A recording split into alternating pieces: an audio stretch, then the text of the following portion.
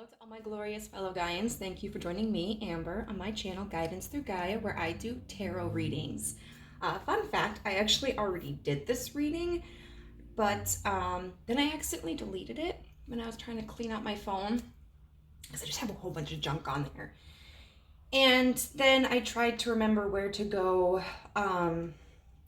to retrieve my deleted files and accidentally ended up clearing the trash can. So here we are. We are doing a pick a card reading today, which is which divine feminine spirit is trying to contact you. I say divine feminine spirit because not all of the entities in this deck, which is the divine feminine oracle, are goddesses. So how we're going to be doing this is we have three cards. We have the card that represents the goddess. We have the card that represents why she's trying to contact you, the issue at hand. And then we have, or the message at hand. Then we have a card that relates to kind of like the chakra of the message. And then we're going to be using tarot to look at more extensively, if needed, why she's trying to contact you, how she's trying to contact you, get you a power statement, and then pull out some charms. So we have 4 piles here. We have pile 1 with this sticker. It's like a pink ocean. The waves. We have pile number 2 with the scrunchie. We have pile number 3 with the hot air balloons. And we have pile number 4 with the mason jar of flowers. So go ahead and meditate. If you need to, pick the pile or piles that are calling to you, and I'll see you there. Bye. Hey, group number 1. So if you chose this pink sticker of the waves, then this is a reading for you about what divine feminine energy is trying to connect with you. So right away, what I think when I see this card, well, this sticker, is we've got pink, which a lot of times reminds me of like rose quartz and unconditional love, self-love. The waves make me think of maybe travel. So physical travel, or maybe there's a transition in your life. It also makes me think of kind of choppy waters, you know, when we're going through a difficult point in our journey and things just feel a little chaotic and uncertain. So let's get into this. We've got Mary of Nazareth, the Mother of God. I am blessed, my courage gives birth to the divine.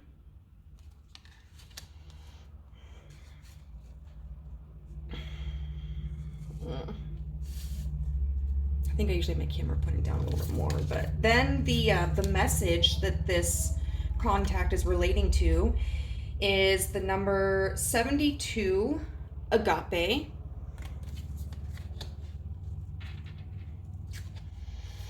And then the chakra that this relates to is it's called the stellar chakra, and this card says, my light attracts light. So right now, what I really feel is that Mary of Nazareth is really trying to reach out to you to show support.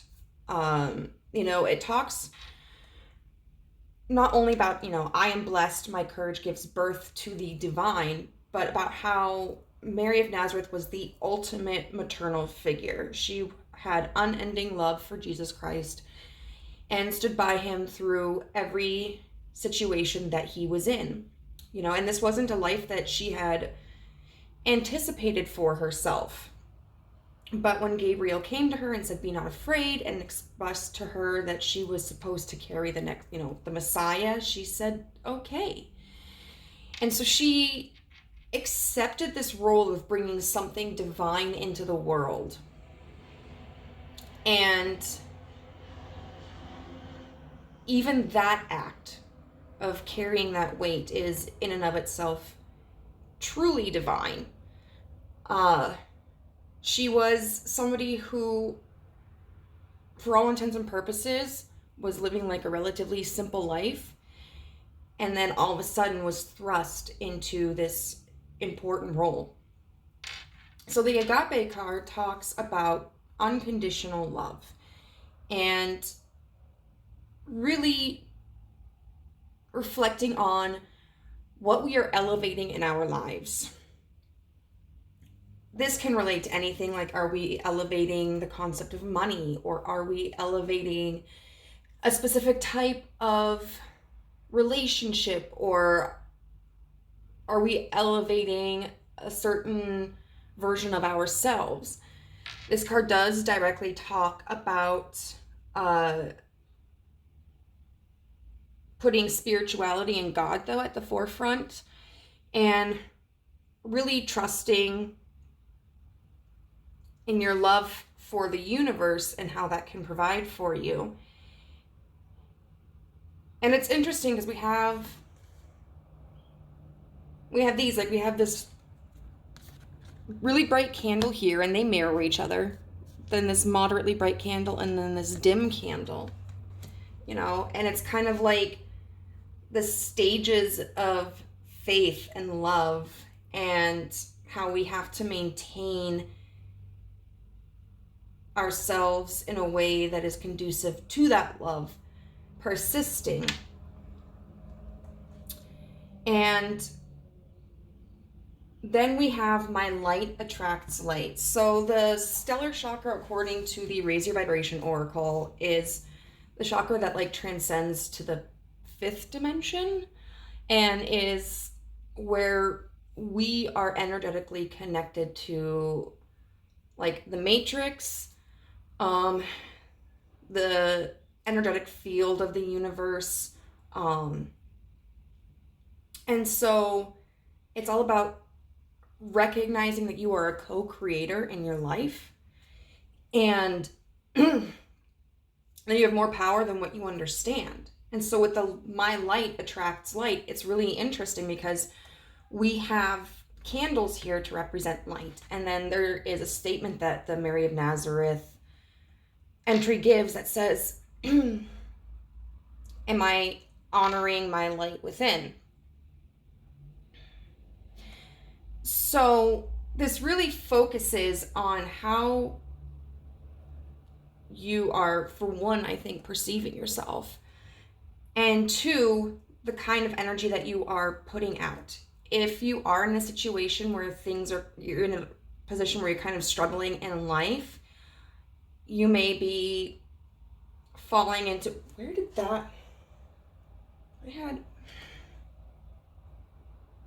sorry, my dogs must have jumped up here at some point because I had some Caribbean calcite right there and I don't see it, but it's probably down on the floor.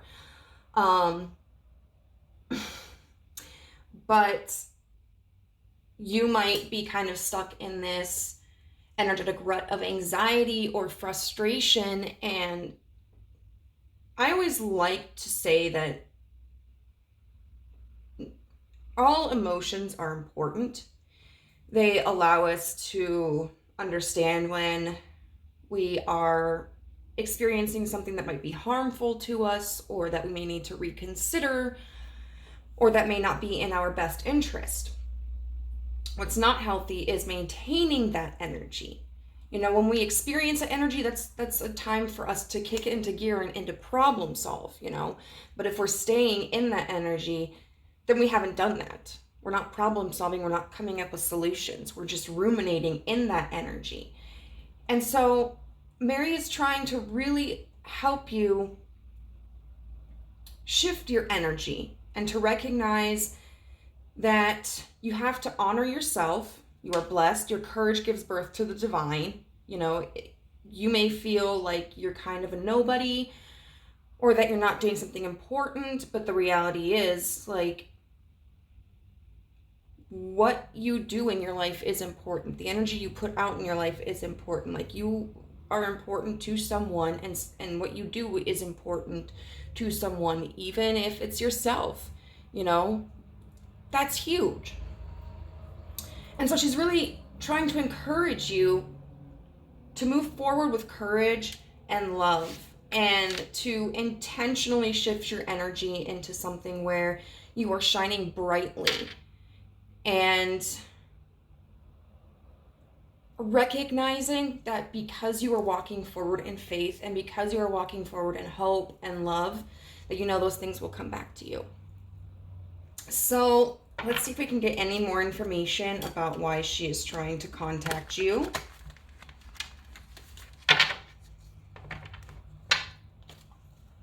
I really like how the sticker you chose matches the Mary of Nazareth. Like, there's just a lot of soft pink in that card. Okay, why is Mary of Nazareth trying to contact group 1? The first time that I did this, there was like more specific information that came out, so we'll see if... Okay, so we have the Lovers in reverse with the Ten of Pentacles and the Magician in reverse. There's a feeling of defeat there. The Lovers in reverse can talk about choosing the wrong path or feeling like your destiny is meant to be difficult or disadvantageous, or feeling like, you know, you don't have a choice to make. And then the Ten of Pentacles in reverse can talk about having no sense of stability, maybe feeling like you don't have, because a lot of times you look at this as a family card. I mean, you got this like squid or something, octopus probably, with like these little kids, these little octokids. But you may feel like you have no emotional support. You may not have a support group. It could also just be that materialistically you may not have a foundation. You may be living from paycheck to paycheck. Maybe you just lost your job. Maybe you could be homeless, or struggling to pay rent. It could even talk about feeling a lack of support within yourself. Although I would say, with this being the Ten of Pentacles, this is likely relating to materialistic and outside physical sources. And then the Magician in reverse. The Magician is somebody who can normally like change their surroundings to suit their needs. You know, an alchemist is someone who takes one substance and turns it into another. They're very adaptable, and they're not necessarily adapting themselves, they're adapting their environment to them. And yet in reverse, it's like they've lost that power, or they feel that they never had it to begin with. I mean, you can kind of see how this character is staring at their hands. You know, upright, they would be recognizing that their hands are an incredibly resourceful tool, but in reverse, they may feel that they don't have any skill or any purpose. So why is Mary of Nazareth trying to contact group 1? Temperance in reverse. Why is Mary of Nazareth trying to contact group 1? Please clarify this Temperance. The King of Swords. Temperance being in reverse means excess, you know, and it's an extreme. It's not being able to see the gray area or the middle ground, or even if you see it, not being able to achieve it. The King of Swords is somebody who is a huge go-getter. They are somebody who commands. You know, I just saw 1212. They don't negotiate. The King of Swords does not negotiate. Okay? He has a plan. He has assessed the situation, and he is going to tell you what needs to be done. And so you may be in your mind space too heavily, and in such a way that potentially you're blocking out either like your higher self's voice, like your intuition, or you may be blocking out the suggestions of others. It can be difficult sometimes, you know, when we develop this tunnel vision for what we're supposed to do, how we're supposed to do it, and then it gets frustrating if it doesn't work out. And sometimes we just walk away and we come back and we realize, hey, this is where I was going wrong, or this is an alternative solution to what I was trying to do. Or someone comes along and says, oh, hey, why don't you just do this? You know? And so I feel that there's such an intense and stubborn energy in your mind that it's causing resistance to any other perspective. Why is Mary of Nazareth trying to reach out to group number 1? Okay, the 4 of Wands.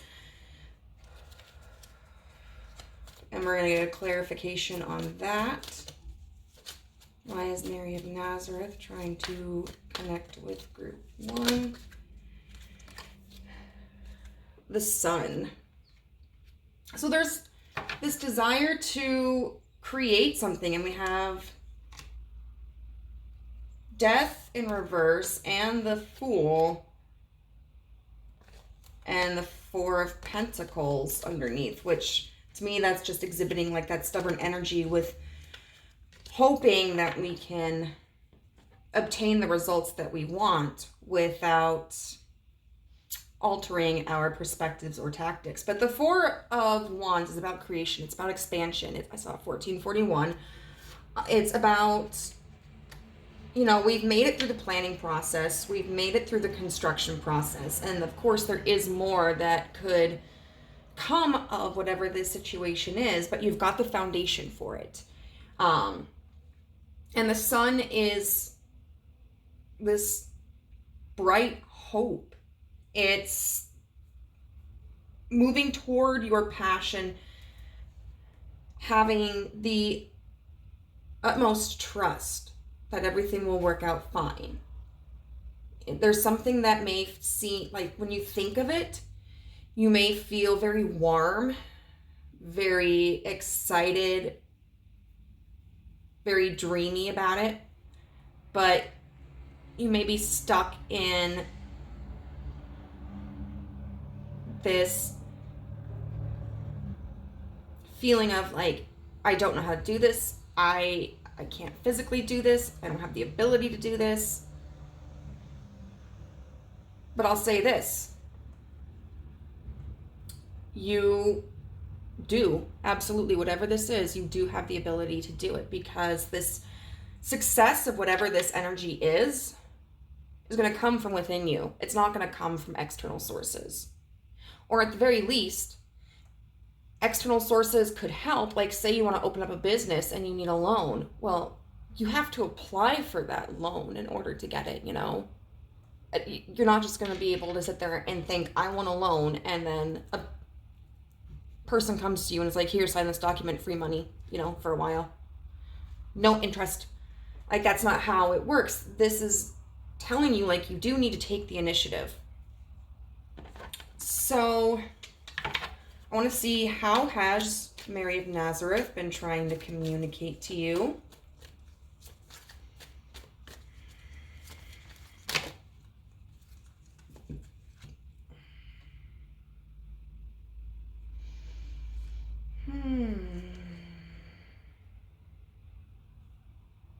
The 6 of Swords in reverse, clarified by the World, and the 7 of Cups in reverse.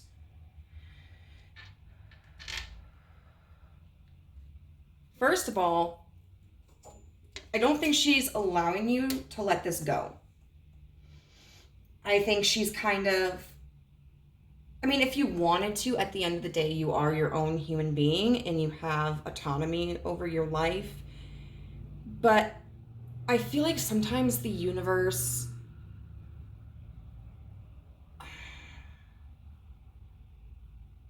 facilitates how do I want to say it? I don't know, I guess facilitates certain things. It makes it more difficult to move on from them because it's kind of like this is either a lesson you need to learn or this is an opportunity that could be really rewarding for you. So I feel that in some sense, she is not allowing you to move on. You know, the Six of Swords in reverse is kind of a stuck energy. It's not being able to let something go. And we have the World, which is about completion. And then the Seven of Cups in reverse. The Seven of Cups is about options. It's about daydreaming. It's about seeing the opportunities ahead of you and feeling like there's an abundance of them. But in reverse, it's kind of like a dry well, you know? So she may be bringing in signs that are reminiscent of whatever this situation is. Even like just kind of keeping it in the back of your mind, or that gut feeling where you're like, I just can't let this go. So I feel like it's very like mental and energetic energy. It could also be physical if, like, for instance, maybe you did start your own business, but it doesn't seem like it's profiting very well. And you're losing hope and drive, and so you're thinking about locking up shop. And you might not be taking action on that, you know? You might be like, oh, well, one more day, one more week.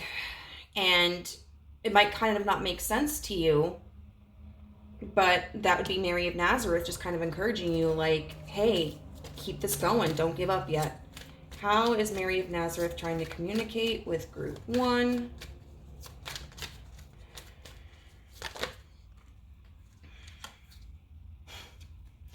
The 10 of Wands.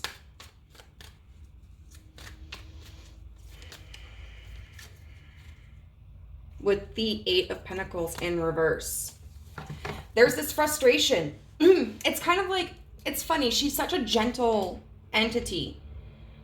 But even the gentlest of people, like especially parents, will allow their children to endure hardships. Because they understand those are the lessons that they have to go through in order to grow. You know, they understand that maybe there are times they have to intervene and offer guidance, and then there are times where they just kind of have to let their loved one experience that. And there's this frustration that you may be having of not being able to complete this, not being able to understand how to reach this goal, or not being able to, feeling as if you can't make it successful in the way that you want to. And so it's kind of like that stubborn energy of, you know, my brother always, growing up, we had a difficult childhood, and my brother did get into a lot of trouble.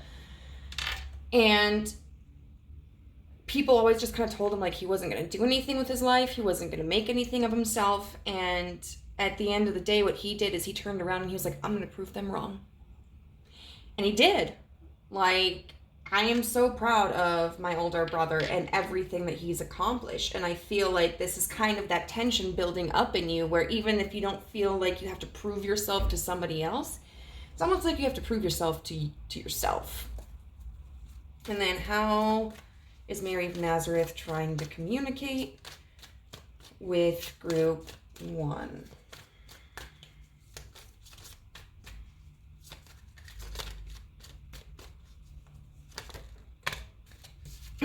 The Page of Wands. Oh, geez. The Knight of Cups with the 8 of Swords in reverse. And the Wheel of Fortune in reverse. So, to me, what that signals is this could be a passion that she's trying to stoke in you. But the Page of Wands also may be a literal opportunity, because pages tend to represent people, who are coming forward to make offers. And this is a creative offer. And we've got the Knight of Cups here, which talks about movement and messages, and that being related to your heart center. Like, this is something creative. This is something that has an emotional connection. The Eight of Swords in reverse is understanding that you can free yourself from these negative thought patterns, from this feeling of defeat, from this feeling of inferiority. And then the Wheel of Fortune in reverse, it's kind of like she is encouraging this belief of no matter what happens, no matter how many times I feel like I failed, no matter how many times an opportunity that I thought was going to work out slips through my fingers, I will succeed. And so this could be an energy that she's bringing into you, that she's stirring, likely as a result of this frustration over not having completed this or mastering it. This could also be somebody coming in and, like, say your business isn't doing well, that you just opened. You're not getting a lot of customers. Maybe somebody comes in and it's like, this is a really cool shop. I never heard of this before. I'd love to do some advertising for you guys. So you could link up with somebody who succeeds in advertising, and so they might come up with flyers to put around town. They could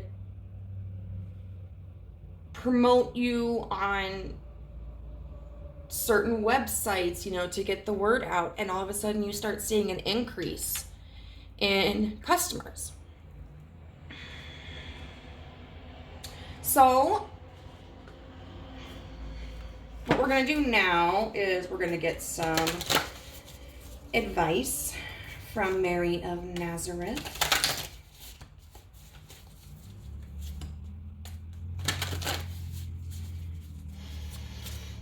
Mary of Nazareth, what advice do you want to offer Group 1?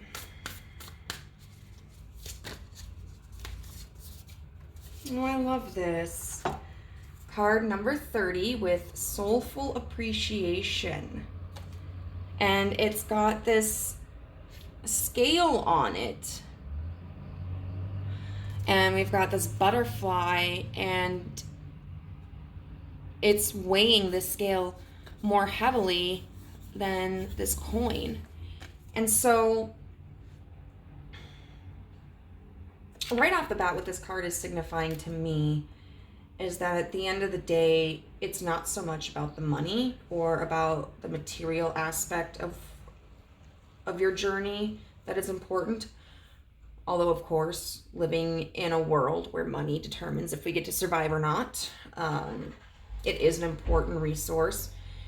But that it's most important to follow your heart and to allow yourself to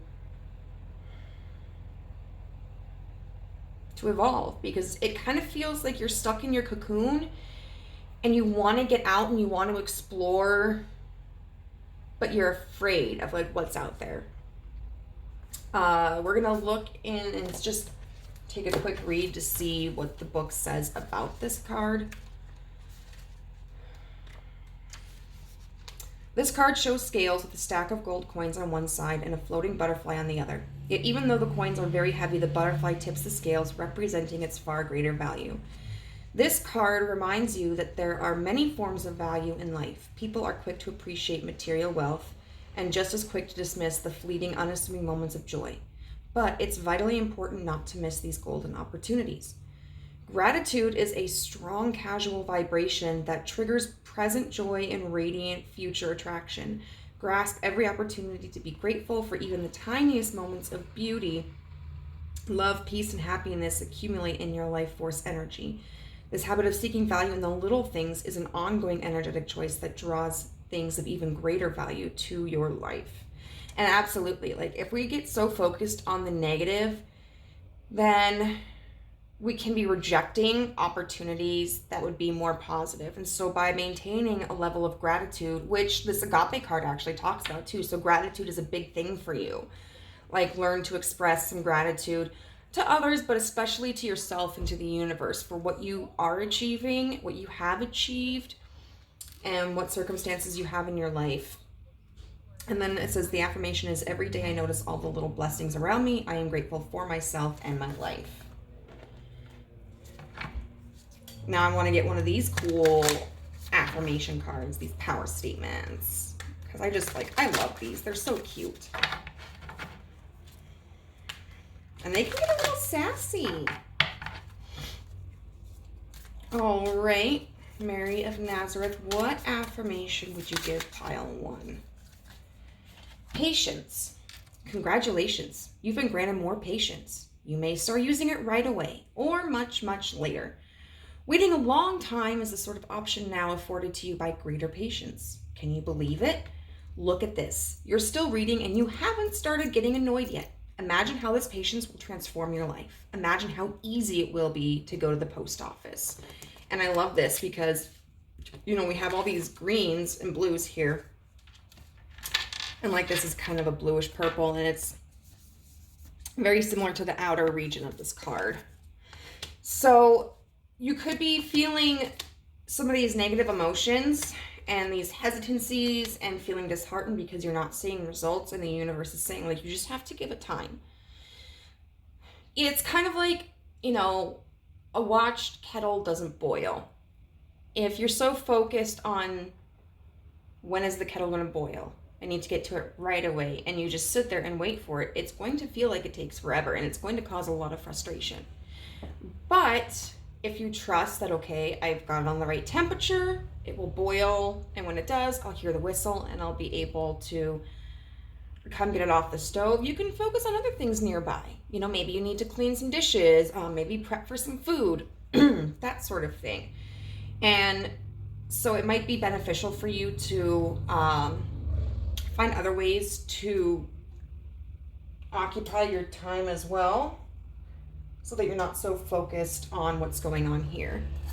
And then we're going to get some charms to see signs that you may notice when Mary of Nazareth is trying to communicate with you. And we got a lot. So we've got we've got sunglasses. Oops.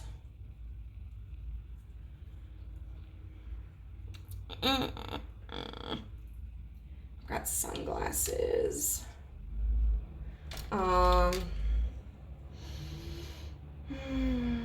We've got a bicycle. We've got a leaf.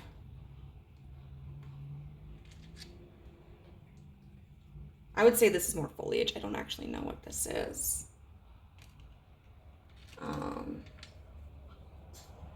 We've got a dove here. We've got a key. And we've got cherries. So I would say a lot of these signs might be things that you notice on objects. Like maybe you end up seeing a lot of items that have cherries printed on them.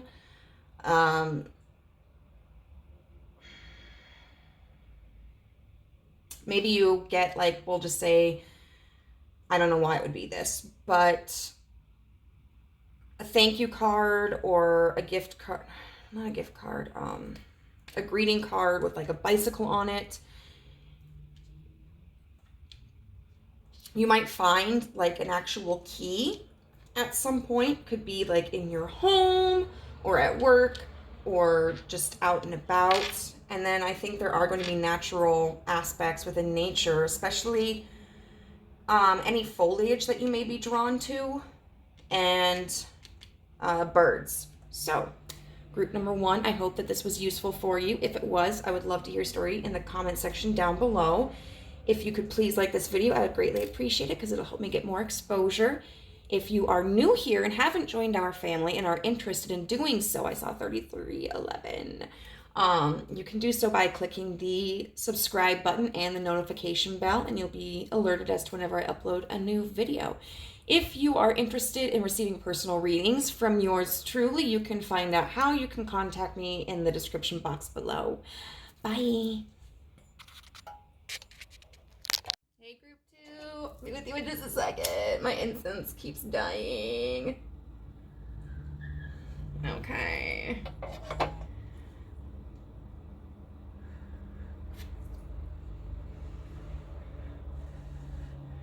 Stay strong, little one. All right, anyway, sorry. If you chose the hair scrunchie, then this is going to be a reading for you on which divine feminine entity is trying to connect with you. So when I think of scrunchies, I do think of beauty and aesthetic, but scrunchies are they're very stretchy.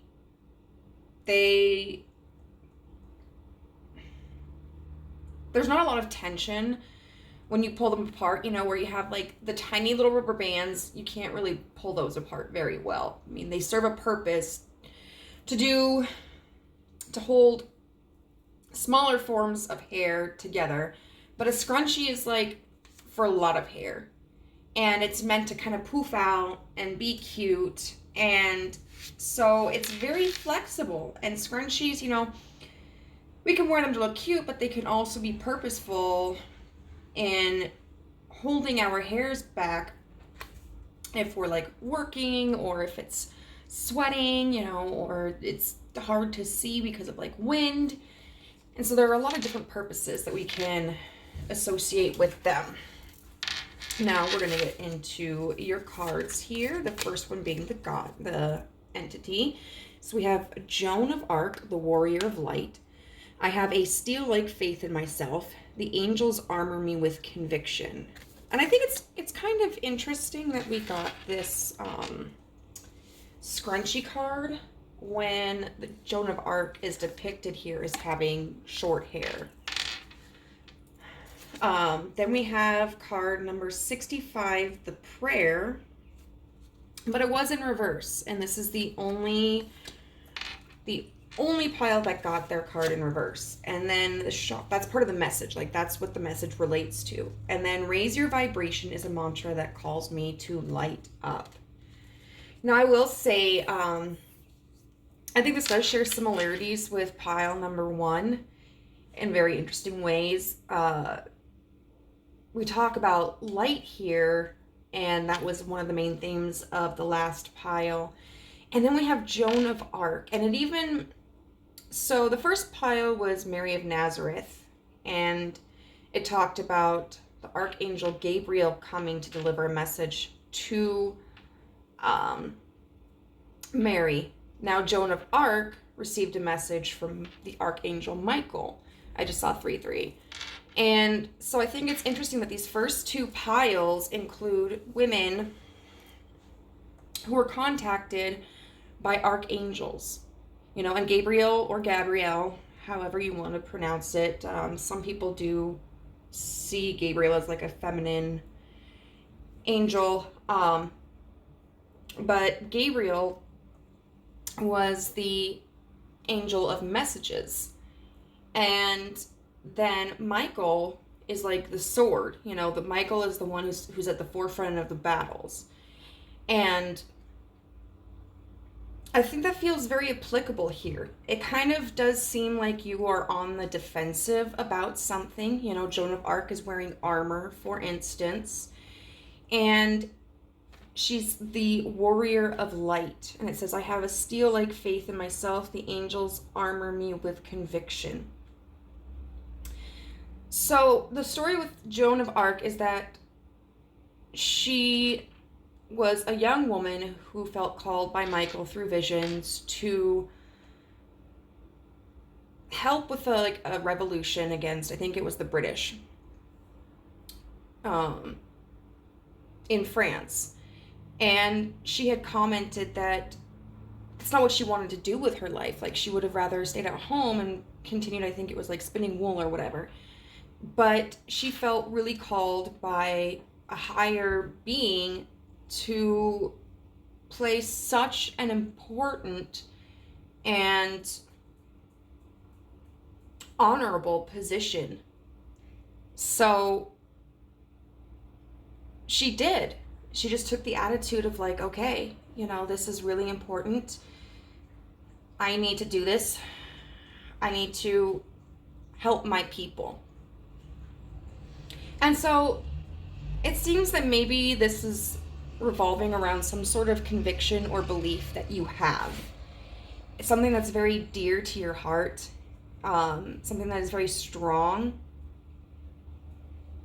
And you may feel like it's being challenged. And you may feel like you have to defend yourself. We've got the prayer in reverse, which can talk about being kind of self-serving, but also I feel it's like this rejection of the universe or spirit or God or however you want to look at it, kind of walking away from that because you feel that whether it's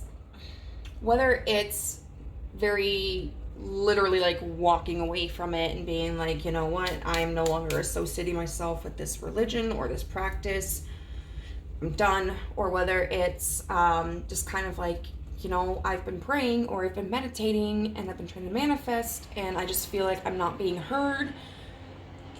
I feel like I'm being blocked out or rejected. This feels like putting up walls against either your higher knowing or your connection with the universe. Because a feeling of dissatisfaction, a feeling of disappointment, a feeling like you have tried to reach out, you have tried to work with the universe or with your higher self, and you just feel like you have been neglected. And then this relates to so it's like the Kundalini chakra, and so it talks about how the Kundalini isn't always active, but it comes out when it's needed, kind of like being a warrior. You don't always need to be a warrior. It's just in times of duress and conflict that you need to don the armor and go to war. And the Kundalini rejuvenates and balances all of the chakras. So the root, the sacral, the solar plexus, the throat, the third eye, and the crown. There was also something, there was something that I really wanted to hold on to with this, and I can't remember what it was. Oh, yes. So, the messages of these cards help us tune back into why we set out on this path in the first place. They help us reawaken the energy of excitement in our devotional practice and remind us that even taking small steps toward our own healing is good for the whole of humanity. So I feel like what this relates to is kind of, it says, raise your vibration is a mantra that calls me to light up. So being in this defensive energy and feeling neglected by the universe or by your higher self, and so kind of separating yourself from it or not reaching out, is something that's really putting you in a negative headspace, in a lower vibrational energy, and it just feels kind of like ucky, where you feel like you probably have to do everything on your own, and that you're the only one looking out for you. But the reality is, like, the universe is always looking out for us. Sometimes we just don't receive it, or it doesn't show up in the ways that we want it. Or even sometimes we are not behaving in ways that are conducive to attracting that. The Raise Your Vibration card is really talking about, like, if you are surrounded by negative energies, to center yourself so that you're not affected by them. I'll tell you, for instance, where I work, there are some people who just really like to gossip. And it gets really frustrating, because all they want to do is just talk about other people. And you've got, like, residents and patients who are hearing this stuff because they're at, like, the nurses' stations. And, you know, like, if you're trying to chart or anything like that on that side, then you're just surrounded by them talking about this. And it's just a really negative, heavy energy. So I have at times become negative as well. There are times when I have adapted that behavior, and now I have had to remind myself, like, that's not the kind of energy I want to put out. That's not the kind of person I want to be. When I tried to speak up about it, I was told things like, well, you can't control other people, but you can control how you react to it, which was how my management worded this. And when I've tried to bring it up to the people in question, I get told basically to mind my own business. And so for me, I'm having to learn how to protect myself in a way that is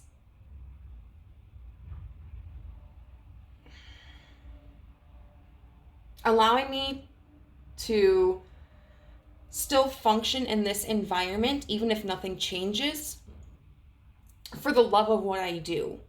I love being a CNA. It's messy, it's exhausting, but it is so rewarding, and I love it. And I'm not going to let people who are unhappy with themselves affect me.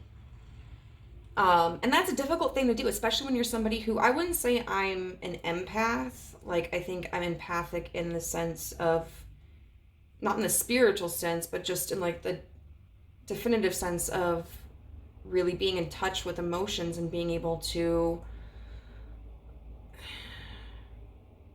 relate to the emotions of others. But I would say that I am a highly sensitive person because of my personality, and also because of the things that I endured as a child. So I am really receptive to positive energy, and I am really receptive to negative energy.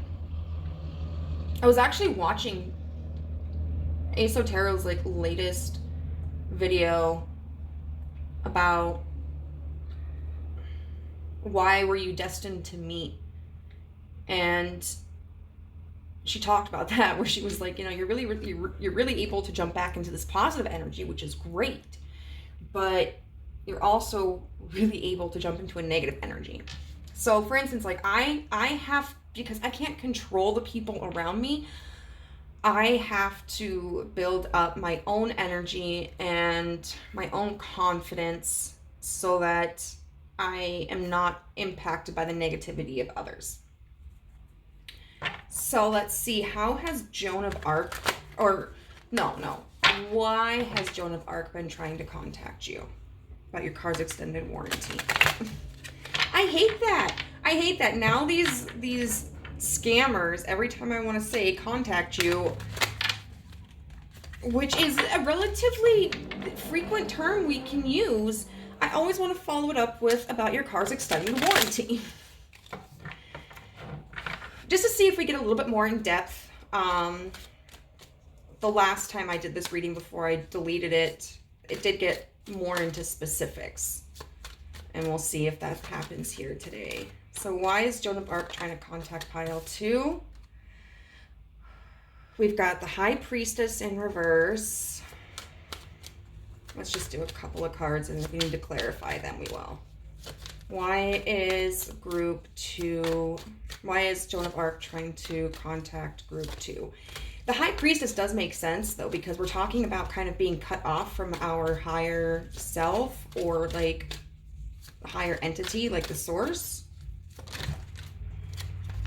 Okay. So we've got the 7 of Pentacles with the 3 of Cups.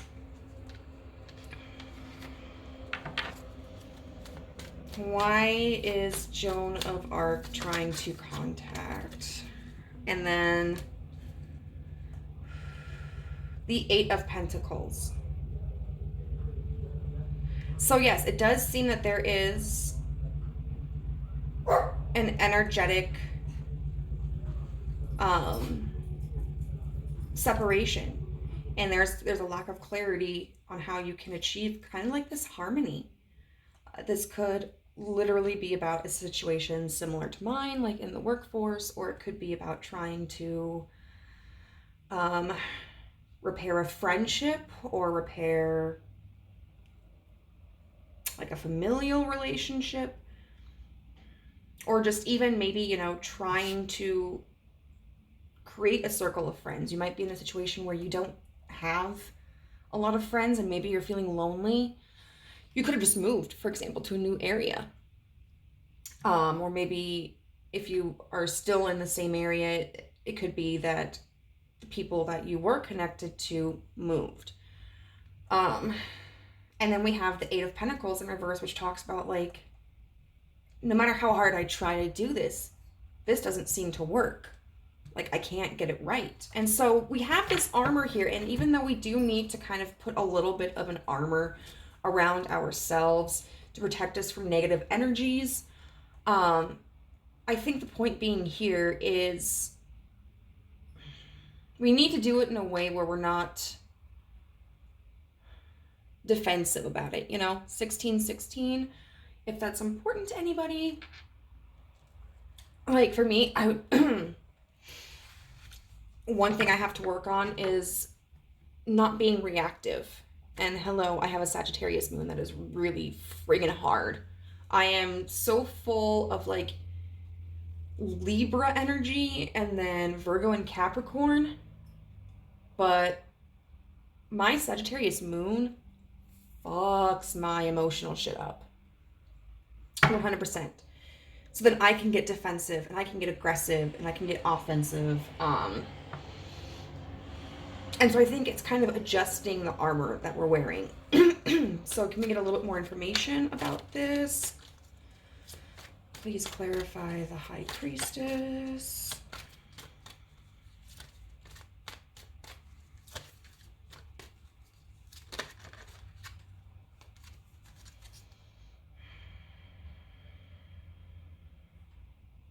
We've got the World.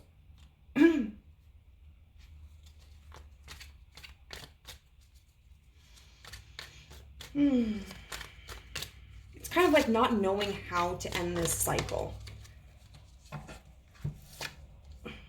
You've got Temperance in reverse.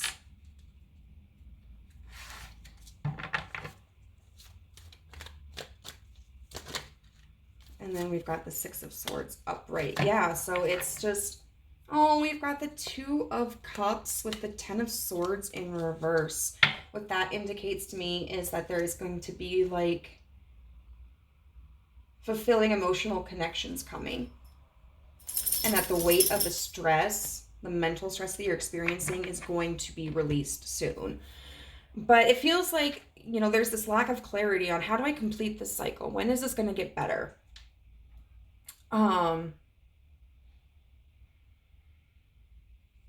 Because there's too much of a focus on this.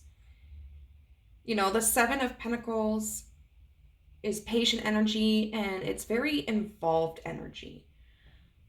It's intentionally, like, sowing your seeds. And then the 3 of Cups is like a celebration. You know, it's the enjoyment of other people's company. What's that? I never noticed that. I don't know what it is. And temperance in reverse talks about excess, a lack of balance, being on one extreme end of the spectrum. And so this may be something that you are heavily focused on, or maybe something that you are obsessively kind of working towards. And here's the thing, like, if you want to repair a connection, that's a good thing. And I would encourage you to work towards repairing that connection. But on the same token, like, there's another person involved. You can't do all of the work. And sometimes the more that we push, the less receptive someone is. If this is an attempt at making friends, you could be going out to like bars. You could be, I don't know, connecting through like church study groups. You could be attending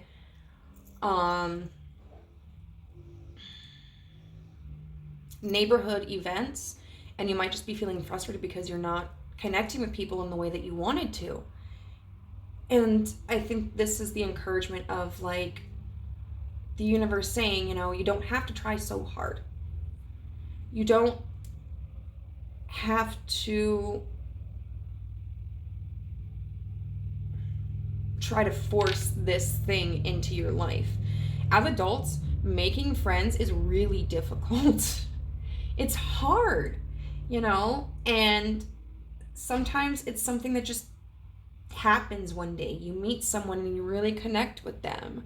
Or like, I don't know, maybe you have a flat tire and you pull over and someone decides to help you and you connect in that way. Or, there's a new person who shows up at work or at church and you guys start talking and find out that you have a lot of similarities. And then there's just the stress with the Eight of Pentacles in reverse about not being able to move forward.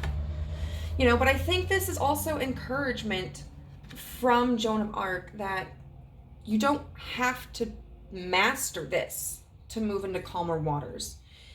You don't have to be the only one who fixes this relationship or tries to fix this relationship to move into a more peaceful frame of mind. You don't have to give up your convictions in situations that you feel you're being affected energetically to move into calmer waters. You don't have to stress and put yourself out there every day trying to find, your people in order for you to find that success. Like, it's good that you're putting effort in, but you have to recognize that you're not doing anything wrong. That there are other factors that have to come into play. And so I want to see how Joan of Arc is trying to connect with you. How is Joan of Arc trying to connect with group 1? 6 of Pentacles and the Lovers.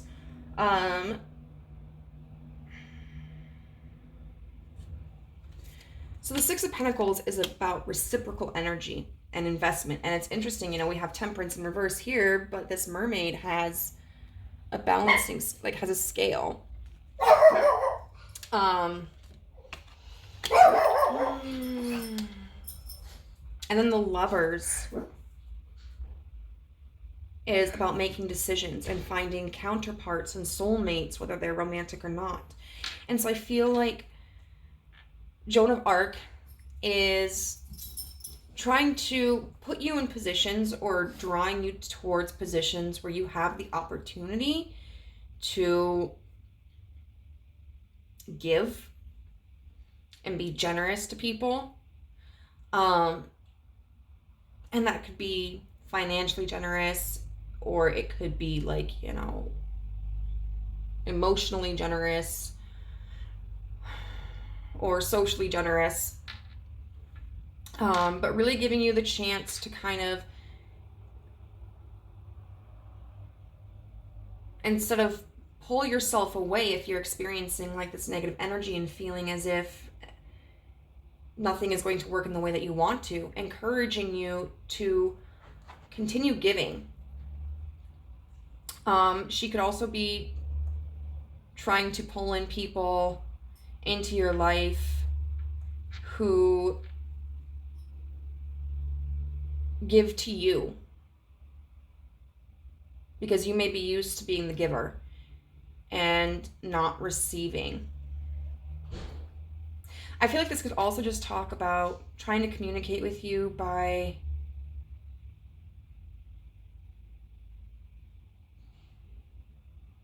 providing abundance in the choices that you make.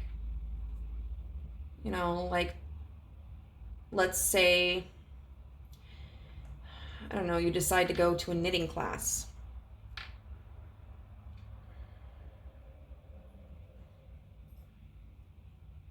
And someone makes the comment of like, oh, your project looks really good. You know, that could be an opportunity for you to raise your vibration and potentially make a connection. So how is Joan of Arc trying to communicate with group 1?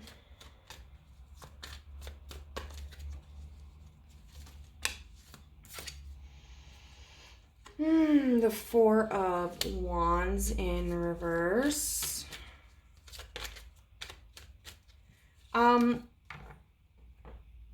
Projects that you may have tried to start, or connections that you may have tried to build that aren't going to be reciprocal, she's allowing those to fall away. She's allowing them to collapse. And so when you notice that, like, hey, I thought this person was like really compatible to hang out with me, or, you know, I was really excited that so-and-so texted me back because we haven't talked for several months, we got into a fight, and maybe you just kind of hit a dead end. This is Joan of Arc communicating with you that, like, this isn't the right energy, this isn't the right person. Or even, you know, maybe in my situation, for example, where I tried to confront people and it wasn't received very well, allowing me to kind of go through that so I could understand, like, I can't control other people, and learn how to build up my own energy as a barrier to protect against negativity. How else is Joan of Arc trying to communicate with pile 2? I feel like I said pile 1 earlier, sorry. How else is Joan of Arc trying to communicate with pile 2? The King of Wands in reverse. How else is Joan of Arc trying to? And the Hermit in reverse.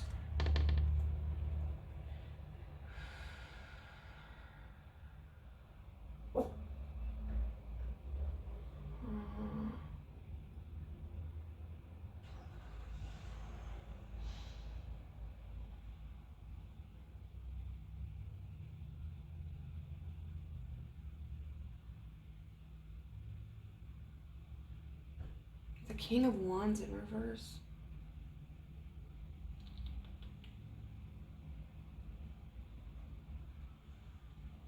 I think she's showing you the areas in which you don't have as much knowledge that you need.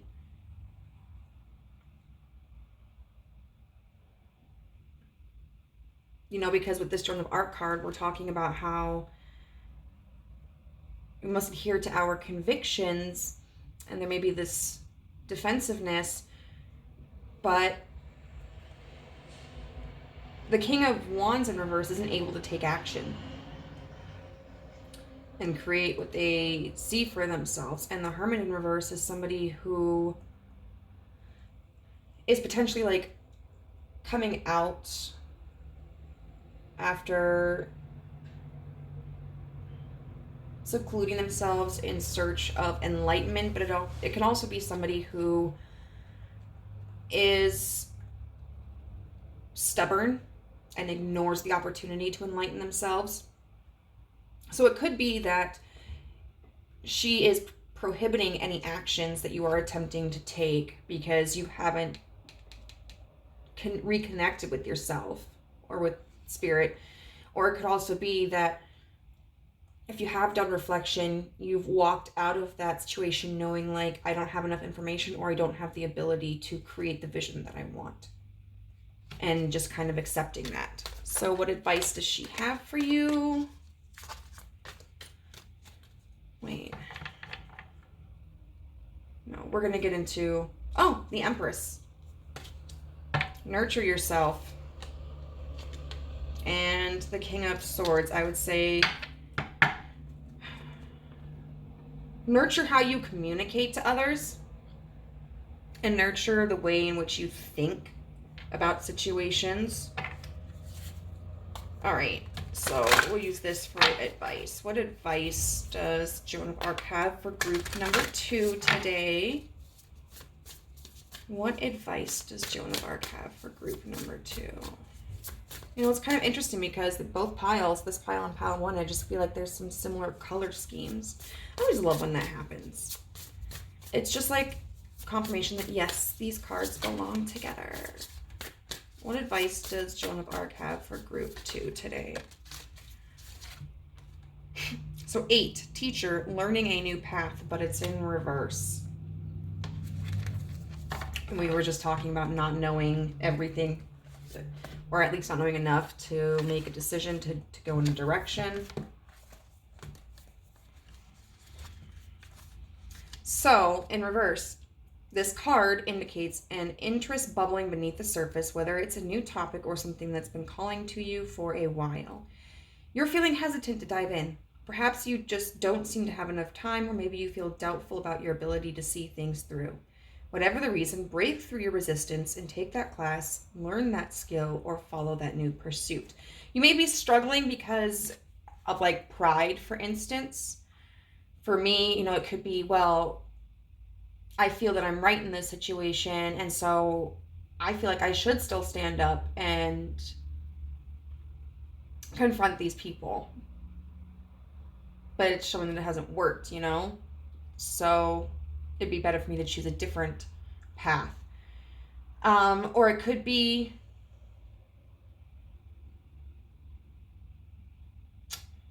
resistance to communicating, like connecting with the universe again, or working on your inner mechanisms like your perspective, or your sense of peace, because maybe you feel that you've tried that in the past and just haven't found success in it.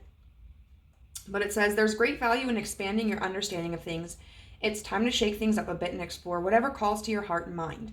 Remember all the assistance that's available. Remember all the living teachers and many in the spirit world are ready to help you on your way. And so I think, you know, she's really encouraging you to pray, to meditate, to try to connect with your inner self or with a higher entity, or just the energy of the universe.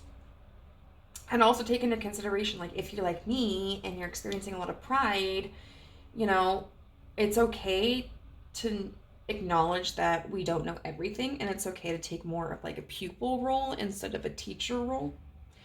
And it says, I am open to new paths of learning and to the resonant teachers who are willing to share.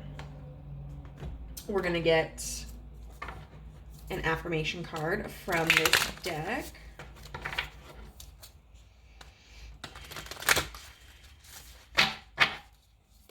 What affirmation, Joan of Arc, do you want to give to? Okay, we've got 2. Ooh. And these all, I think both of these really apply. So we've got courage here. No one is fearless. No one. But even though I am not fearless, I am courageous. When fear shows up, I don't run away from it. I use my courage to conquer it. My courage allows me to walk right up to that fear and kick it in the nuts. Then quickly hide behind someone bigger until it goes away. And so that courage could involve like being vulnerable with someone, reaching out to someone if there was like a conflict,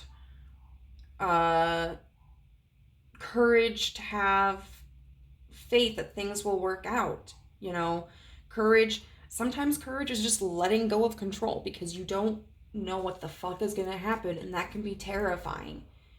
But sometimes it's what is needed. And then we have communication. Wonder how that other person's feeling? Ask them. Wish they knew how you were feeling? Tell them. You've just been drafted into the communication army where there is a strict do ask, do tell policy. Speak with kindness and gentleness and reach an understanding. If you don't, assumption will just make asses of everyone, including the person who came up with that aphorism. So yeah, and at the end of the day,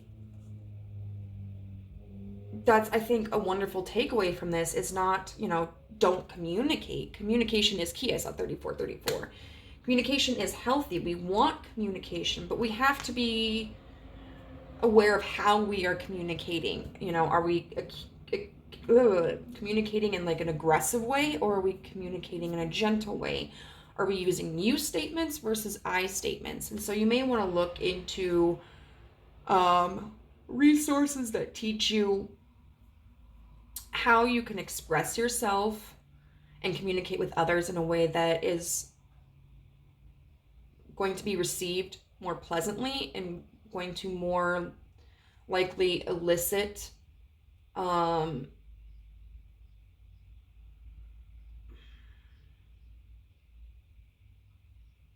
cooperative communication from that person. Online resources are really good. YouTube, you can Google, but there's also this book that I used to have. I think I still have it. That's called like Fight Less, Love More. And it's about 5-minute conversations that teach you how to address certain topics in a way that will encourage the other person to be more reciprocal to a conversation. And ideally the other person would read the book with you, but it's under the premise that like the ways in which we communicate with people can impact how they communicate with us as well. So these are symbols that demonstrate when Joan of Arc is attempting to reach out to you.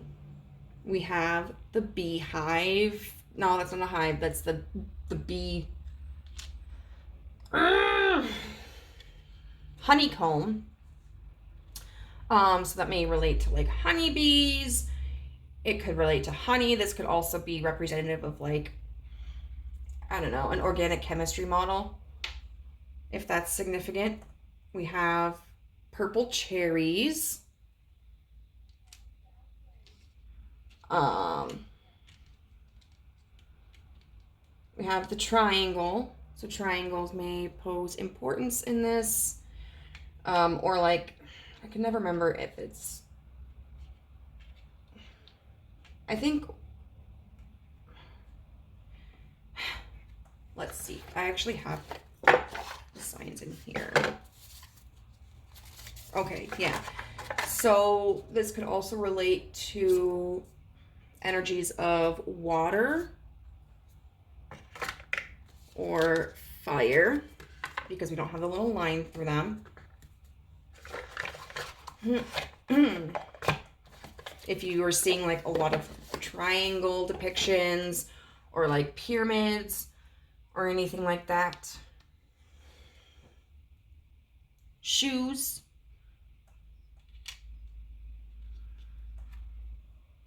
Moon and star symbolism could be really important. And also Joan of Arc may be coming to you more so in the evening. You may feel her presence more so than by that. And then the bag of money. And I will say this could be literally referring to the Six of Pentacles, where you are being offered something or you receive something, and that's Joan of Arc communicating with you like, hey, I'm here. We're talking about give and take here, and see that the universe is still providing for you. Cherries could be significant, or the color purple, which we see a lot of here. So if you see a lot of things that have cherries printed on them, or someone surprises you with cherries. And then the high heel makes me think of just kind of like if you're feeling more in your feminine side, or attending a high class event. So, group number 2, I hope that this reading was useful. If it was, I would love to hear your story in the comment section down below. If you could please hit the like button, I would appreciate it. It helps me get a little bit more exposure. If you haven't joined our family and are interested, you can always hit the subscribe button and the notification bell so as to be alerted to whenever I upload a new video. And if you would like, I do offer private readings, and you can find my contact information down in the description box. Bye. Hey, group number 3, if you chose the hot air balloons, then this is a reading for you about which divine feminine entity is trying to connect with you. So when I think of hot air balloons, I think of something magical and whimsical, romantic. I also think of like reaching new heights and soaring and traveling, although it's traveling at a slower pace. And we have several hot air balloons here. So this could indicate that there are many opportunities from which you can choose, or it could involve like a community of people. So we're going to see how that relates to your reading. We have your divine entity, which is Miao Shan, the Princess of Mercy. Giving is receiving. The energy of the universe is merciful. We have card 74 with Apocalypsis. And we have the card I Am a Light in the World, which relates to the Earth Star chakra. So we're going to get started here. So this energy is pretty heavy, and it makes me feel that people in this pile may be experiencing some darker emotions, like particularly anger or resentment. You know, the Apocalypsis card is very similar to the Tower card. In the book, it talks about relating to a wildfire that destroys everything in this forest, but allows for new growth to emerge. You know, and it's interesting because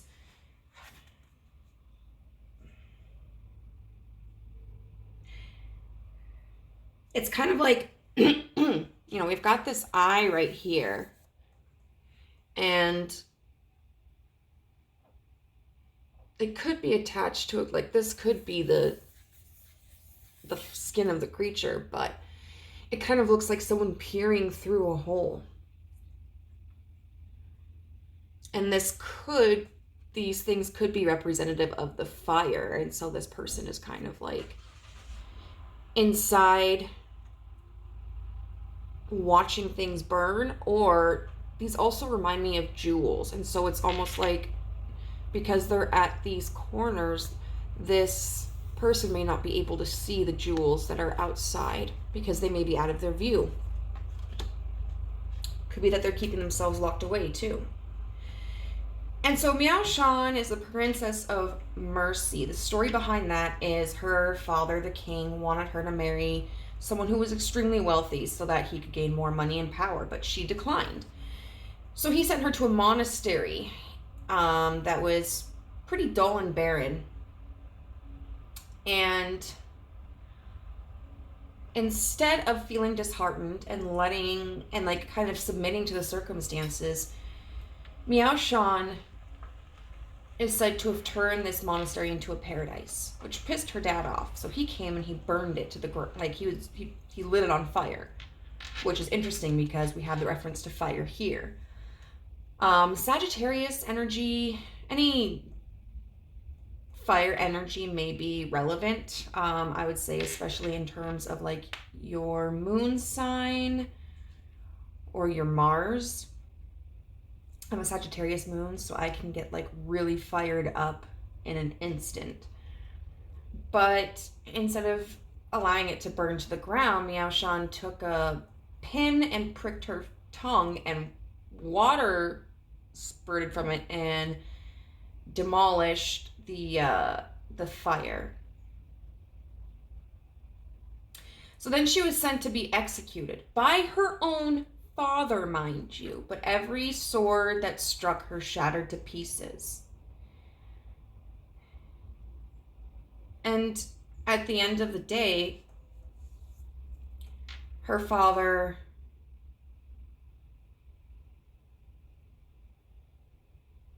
lost the use of his arms and his eyes.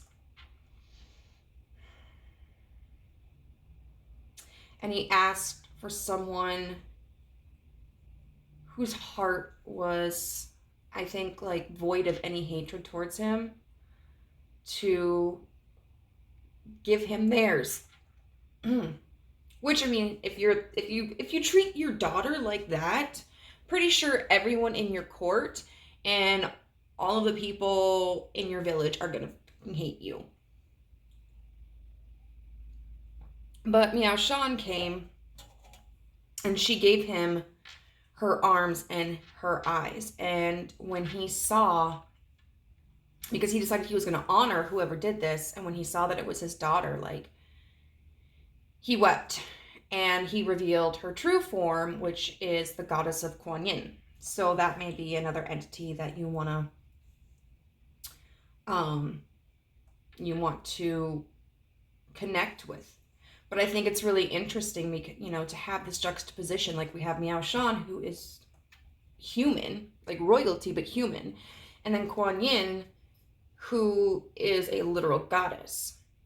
But Miao Shan, even though she was just a human, through her compassion and through her mercy, she was able to do so much. And that's what this card is about. It talks about, it's really easy to extend mercy and have empathy for somebody who has never harmed us. But when it comes to someone who has, whether intentionally or unintentionally, that's when it becomes more difficult. And Miao Shan is contacting you because it seems like something may have been revealed. This Apocalypsis card talks about some truth being revealed. And I saw 7-7. And it's from that truth being revealed that there's this sort of tragedy, deconstruction. And so Kuan Yin calls for you to extend mercy. And this could be for yourself, or it could be for another person. And the reason for that is not necessarily to benefit the other person.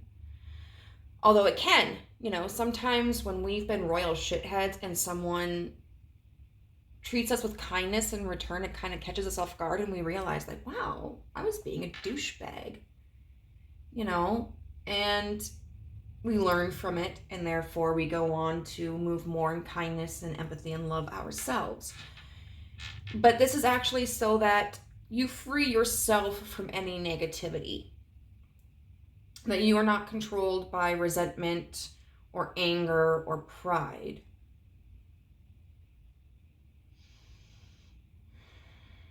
Because by remaining angry at someone else, you're not hurting them. You're only limiting and hurting yourself. Her father also gave her the Peach of Longevity, which I don't completely understand what that is. But I assume it's because, like, it helped her live longer? I don't know. Peaches may be significant to you. White tigers, red butterflies specifically. It's interesting, because all of these entities have like some form of halo. And with hers, we see, I don't know if those are lotus flowers on her head or not. But we see like this branch with these beautiful red leaves, and then on the other side there are these butterflies, So it's kind of like Beauty can give way to change, and change can give way to beauty. And then with I am a light in the world. So this card talks about with the Earth Star Chakra about why we're here on Earth, our purpose here on Earth. And asks us to reconnect with that. And there's something specific that I wanted to touch on.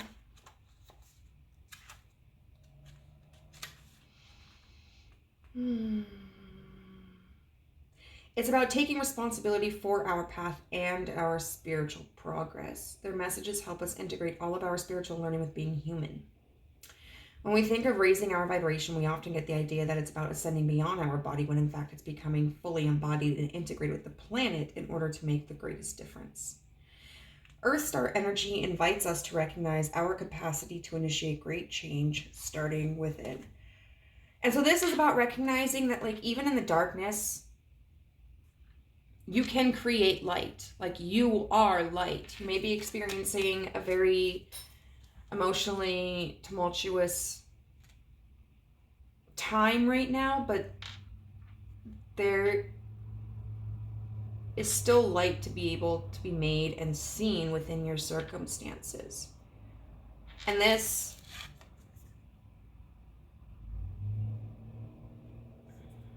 the light of a candle, I mean, that's visible. I can't even remember how far they say it's visible from.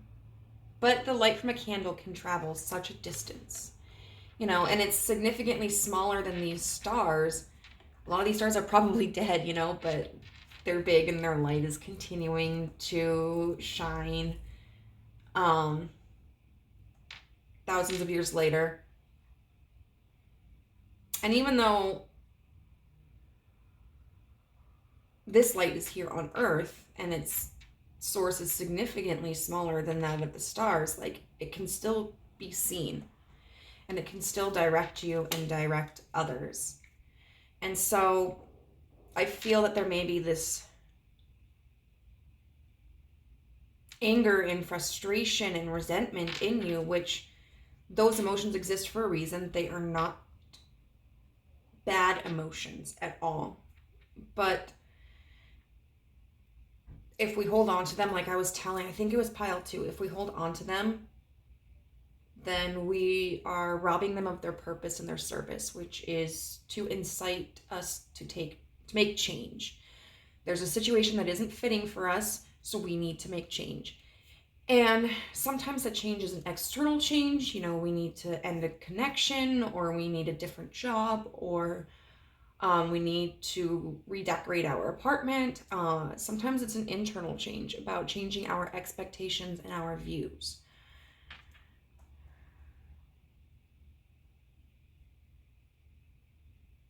So it's not that your anger or resentment isn't warranted, but the universe is asking you to review that and to choose compassion and empathy. And that no matter how dark the situation is, they're reminding you the light never goes out. It's always available to you. So let's get into a little bit more about how she is contacting, well, why she is contacting you. This could offer a more precise description, or it could remain kind of generic. So why is Miao Shan? And it's through her, it's through her continuing to be kind and having empathy for someone who even hurt her and was trying to kill her, that she turned into the goddess. I like to say, like, miserable people want to make people miserable. And anger and resentment and misery can spread like a virus sometimes. Okay, so why is Miao Shan contacting group number 3?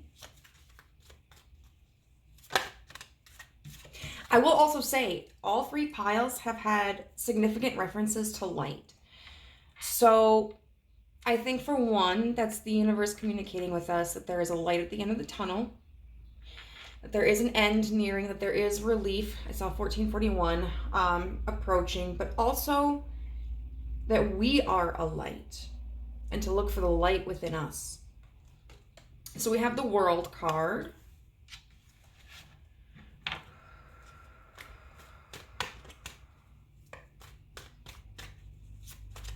Okay.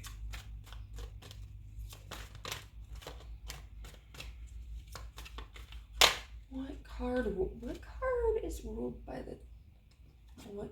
I don't know. The Knight of Pentacles in reverse. The Empress.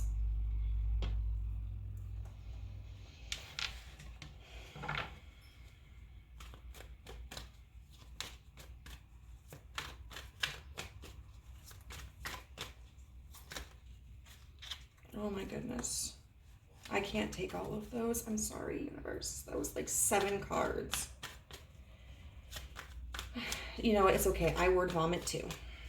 Why is Meow Shan trying to contact group 3?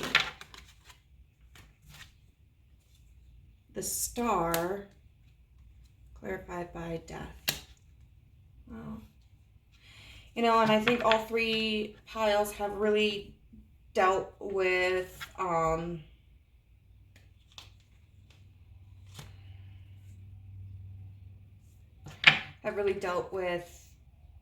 a lot of major arcana. So these are like pretty heavy energies, you know.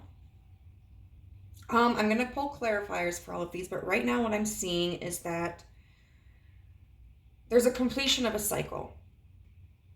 And there's something that we need to leave behind so that we can move forward.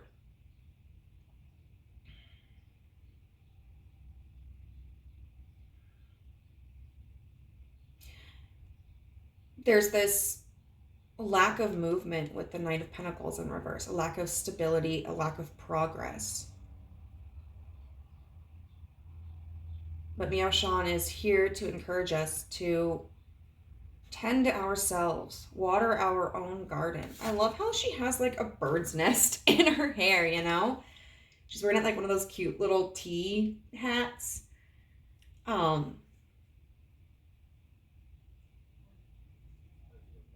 And the bird on her head could talk about like expanding her perspective, her perception. And she's holding this, hey, she's holding this flower in her hands. And I don't know, her look is kind of intimidating. Not in a bad way, but it's like this is somebody who, even when she is feeling down, she is going to nurture herself and she is going to nurture others. But she takes care of herself enough that she doesn't ever feel depleted. You know, she's not putting herself at risk. The Empress does know how to set boundaries. And the Star and death, you know, it's interesting because we have this card, Apocalypsis, which is reminiscent of the Tower. But then there's in the Star, which comes after the Tower, you know. And the Death card, which is about change. And so it's like, nurture yourself and nurture others. Have hope, have faith that there will be change. So I do want to clarify these cards. Can you clarify the World, please, universe? Why is Meow Shan contacting group 3? What's this World energy about? So you may be feeling resentful towards someone or angry with someone because they're not behaving in a way, or they're not moving towards you in a way that is satisfactory, or there's no communication. They're not helping you build a foundation. And this could be like a friendship. This could be a romantic interest. This could be a work partner. I mean, it could really be anybody. It's all just about like feeling as if you're waiting for somebody to put in their chips and they're not doing that. So we've got Queen of Swords in reverse, the Ten of Pentacles in reverse, and the Page of Pentacles upright.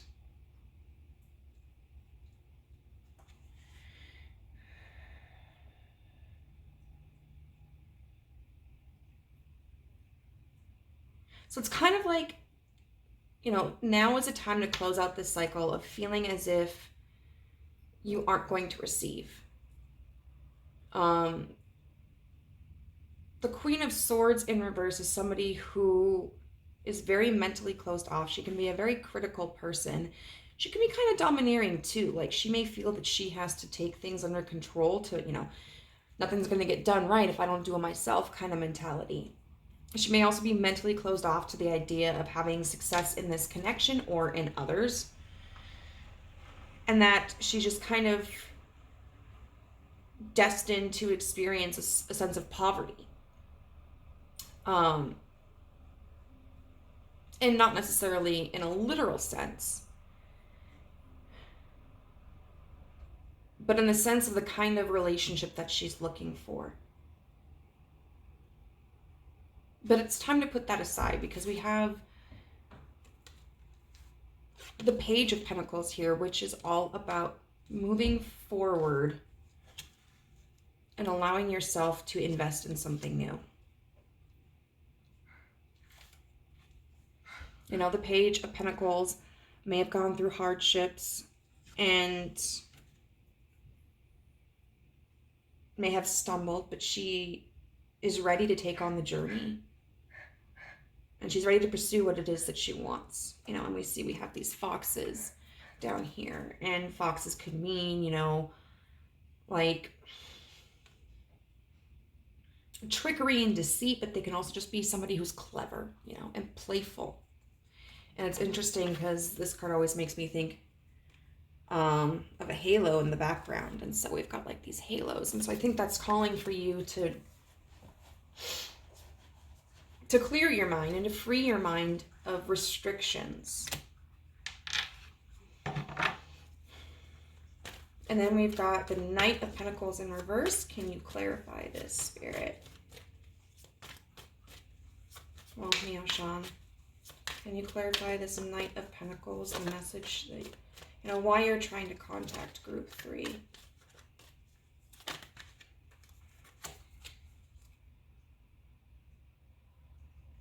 The High Priestess in reverse. I want to get clarity on that too. Which is funny because that's a card, but I'm not having clarity.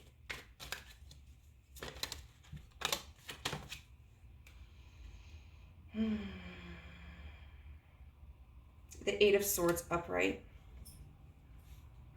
This could even be about feeling as if you can't move forward.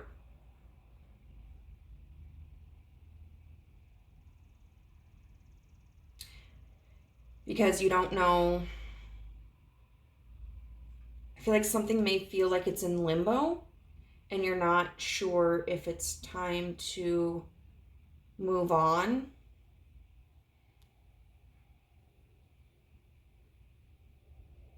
Or if you're meant to hold back.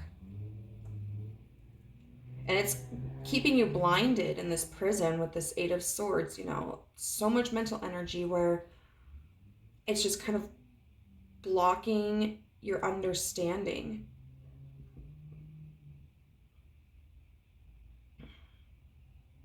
And you may feel trapped, but the reality is, like, you aren't. There's no trap here. Like, you are free to make whatever decision it is that's best for you. And then we've got the Empress. So, Miao-Shan, what is this Empress energy about in relation to your message to Group 3? Why you're contacting Group 3?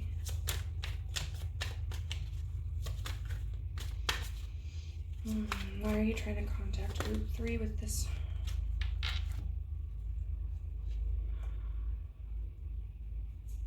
You've got the King of Swords with the with the 6 of Cups in reverse.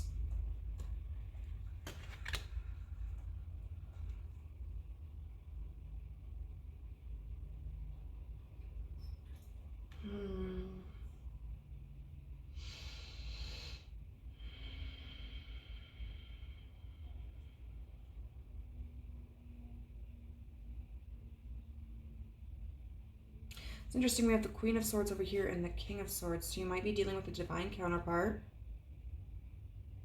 Or this could be representative of your energy. Being out of your feminine energy and being too heavily in your masculine energy.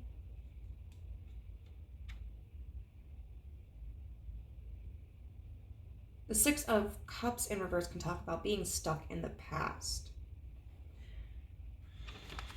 Dwelling on it too much.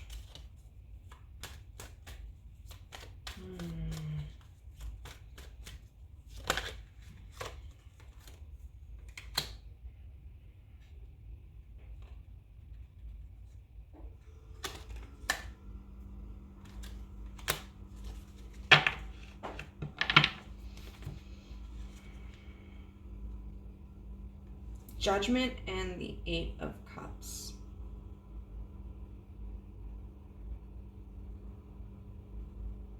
So this could mean that this King of Swords energy is calling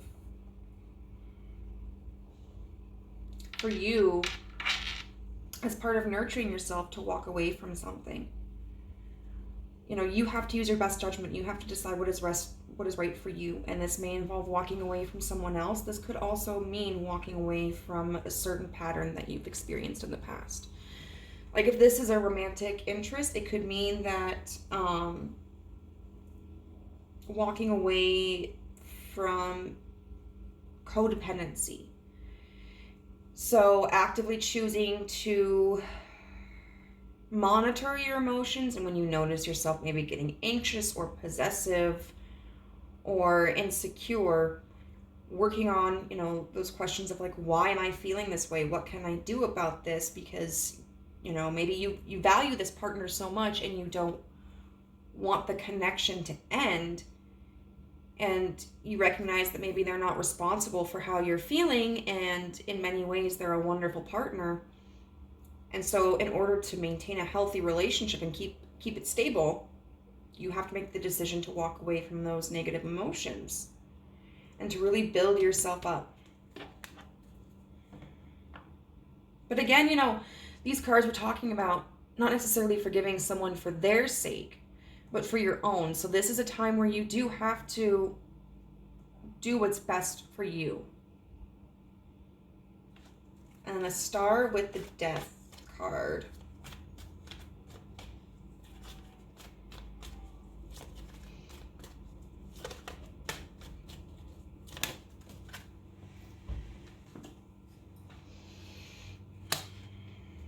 The Nine of Swords in reverse.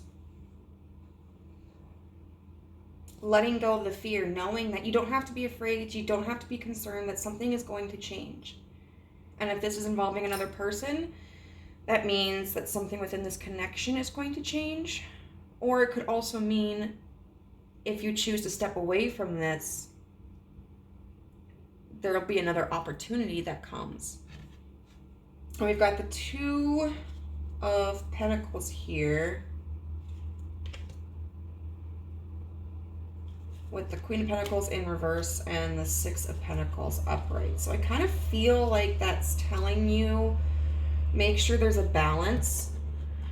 Don't expect too much from someone else, but also don't give too much of yourself. There has to be a level of reciprocity there, especially if you're someone like me who deals with codependency. So let's see how she's been trying to reach out to you. You know, Sean, how have you tried to reach out to group 3?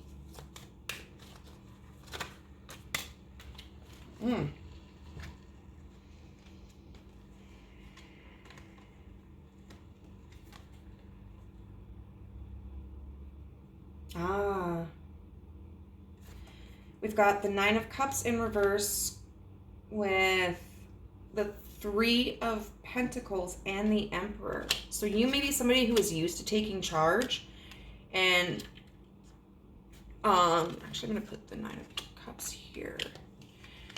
And trying to achieve the results that you want. And this may be a situation where with the Emperor in reverse, you don't have the power to do that. You know, and you're feeling dissatisfied in whatever this is. But with this Three of Pentacles, like, you're realizing that it takes more than just your effort, that there has to be, because I do feel this is involving someone else, that there has to be mutual effort.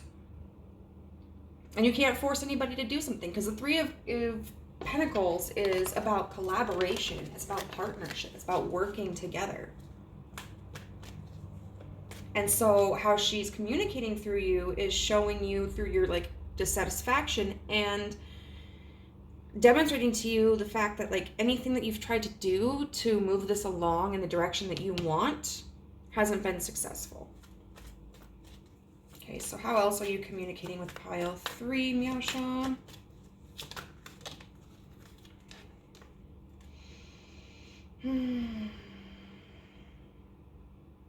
The Ace of Cups in reverse.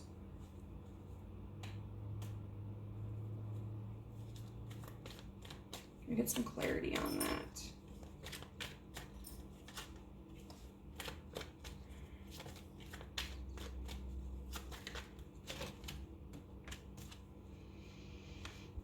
The Queen of Wands in reverse.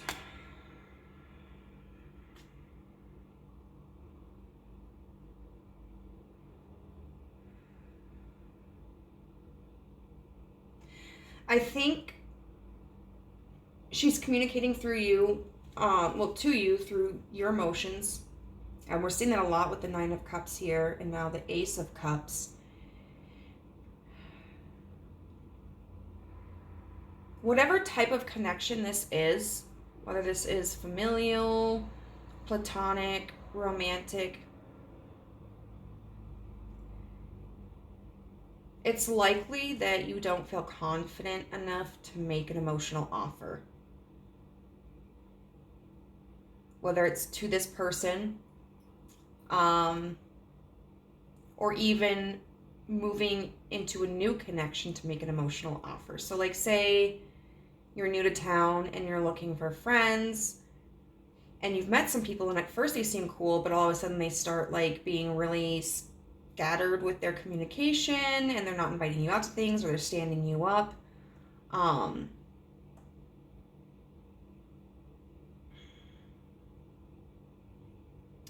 You may be holding back from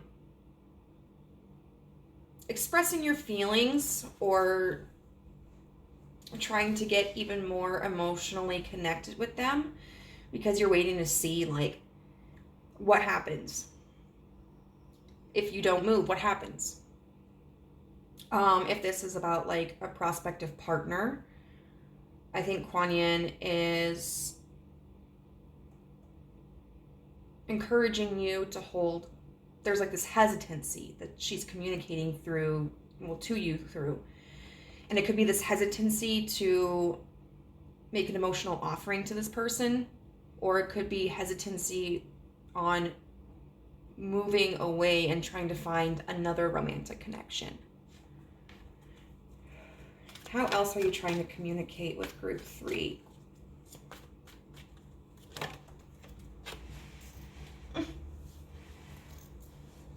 Another Cups card. It's the Knight of Cups. So yes, absolutely. She is communicating through your emotions. She is connecting to you through your emotions. We have the Queen of Cups in reverse and the Nine of Wands. So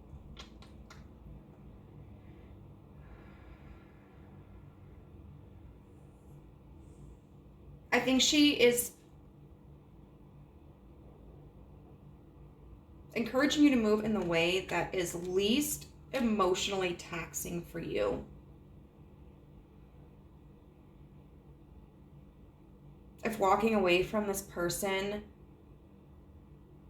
you know, unless it's like an abusive relationship, which no judgment. I know it takes about like 6 to 9 times before someone is ready to leave an abusive relationship. But I will always encourage someone who's in an abusive relationship to leave. But say, for instance, this is not an abusive relationship and it just seems like maybe there's a disconnect going on, and the thought of leaving is just torturous to you, you might want to consider, is this something that can be salvaged? Is this something that I can fix? Otherwise, if holding on and trying again and again and again to make things right with this person, or entertain this person, or keep in contact with this person is too stressful, then it may be time for you to move on. So what advice do you have for us?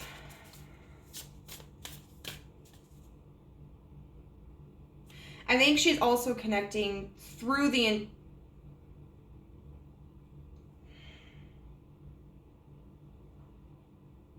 burden of your heavy emotions. So you can see, like, this is how this is affecting me. This means that this is something that's really important that I need to address. So what advice do you have for pile 3? Xiaoya. Yeah. Meow Shan.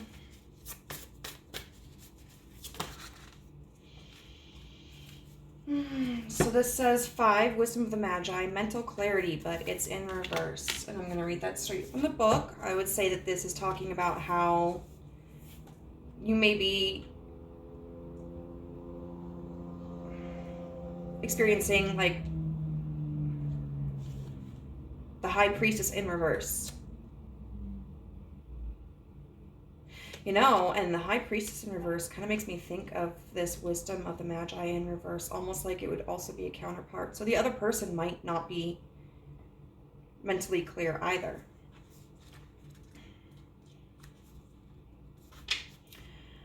When the Wisdom of the Magi card is reversed, it reveals negative mental patterns blocking your inspiration and truth. Do you tend to be rigid, self-critical, judgmental, or pessimistic? If so, the Magi remind you that your predominant thought patterns project your signature resonance out into the world. If you want to change what you manifest, you'll have to change your mind. With a negative mentality, you dismiss your resourcefulness, limiting your clarity and self-trust. But the Magi are here to help change even the most difficult thoughts. Call on this energy to clear your mind and increase your optimism and self-love. Meditate on the light of this bright blue orb, radiant with joyous beliefs and self-talk. Don't give up on this important change. Your soul longs for you to know the magic of your eternal truth. I am free to choose positive and honoring thoughts. My mind is open to the unlimited wisdom the Magi bring to my life. And I feel like that could even be describing this 9 of Wands with the Queen of Cups in reverse. You know, just kind of realizing, like, carrying these emotions is a burden. And what do I do with that? Because I don't want to feel like this anymore. Is it an external change that needs to occur? Or is it an internal change? Your advice, your power statement from Meow Shan is friendliness. Which, mercy.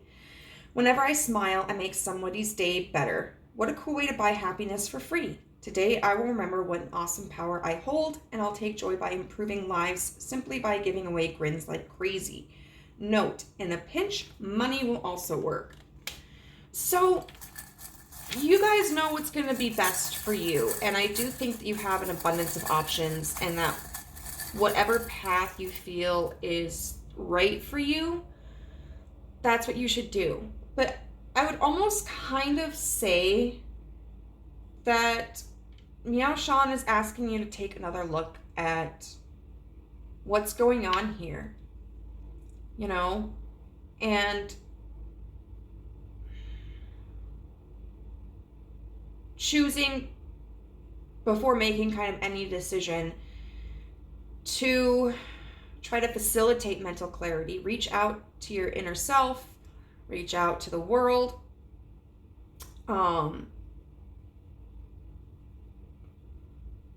Bring calm back into your center, bring self-love back into your center,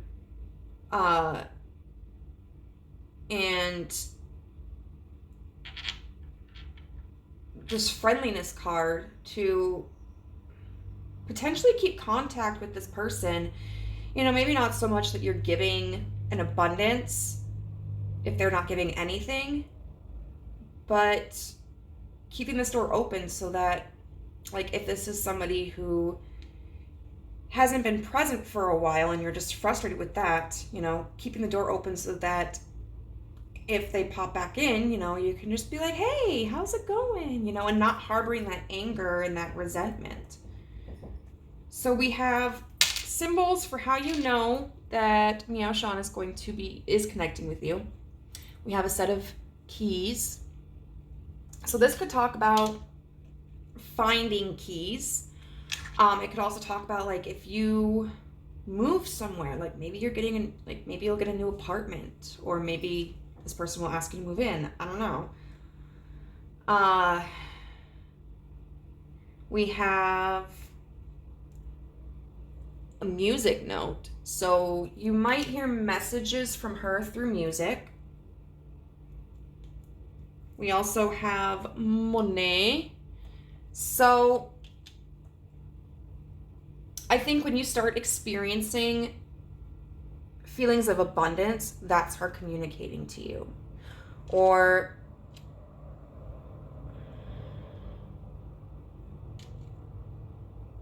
when there's like a sense of reciprocity, that's her communicating to you. We've got a heart on a shirt.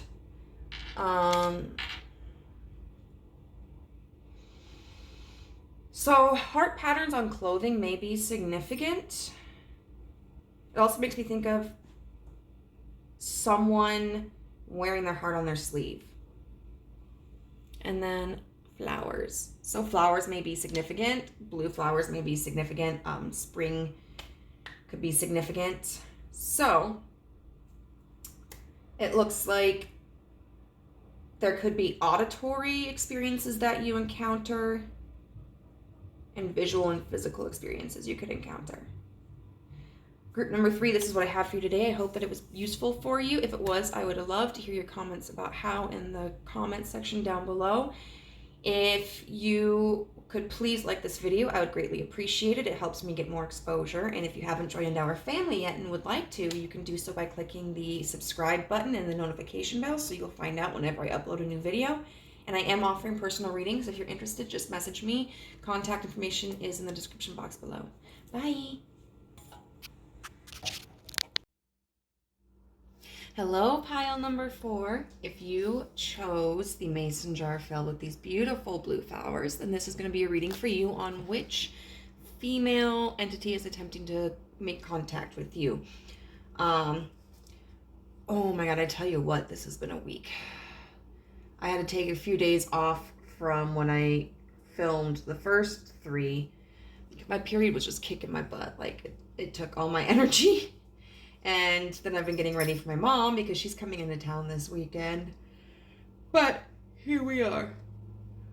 So this mason jar of blue flowers makes me think of like a country living, you know, and something simple and enjoyable and just very peaceful along with these blue flowers. Blue is considered to be a very calming color. So we'll see how that plays into your reading. So we've got the card that represents the entity. Her name is Mirabai. She is the saint of true freedom. Love. Oh, excuse me. Love is what sets me free. I am married to my own soul. Then card number 27 with the unseen. And that represents the reason why she's attempting to contact you. And then the chakra that this is related to is the Kundalini, and it says, my aura is magnetic to golden opportunities. So Mirabai was married to a man that she didn't feel was her true husband. She felt her true husband was the god Krishna. And she existed at a time in India when Muslims and Hindus were fighting and creating war against each other. As a woman, she was expected to be just, a good wife, follow her husband's orders, take care of the home, bear children, but she was not content with that. She was somebody who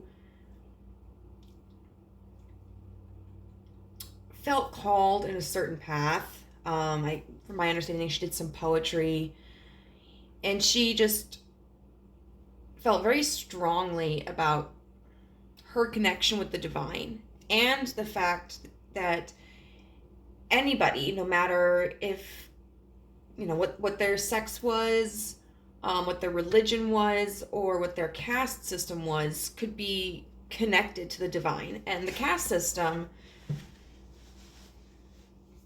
is, my understanding of it is that the caste system is when our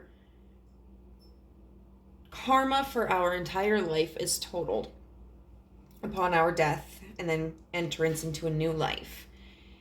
And the better a person we were in the previous life, the higher status we have in the current one. So, you might think like religious leaders. I want to say, although if I'm incorrect about this, please feel free to correct me. But I want to say, because cows are considered sacred in Hinduism, that, a cow is thought to be somebody who was incredibly good in their previous life. And so at the bottom of the caste system, you would have the people, the untouchables. And the caste system is what you were born into. It's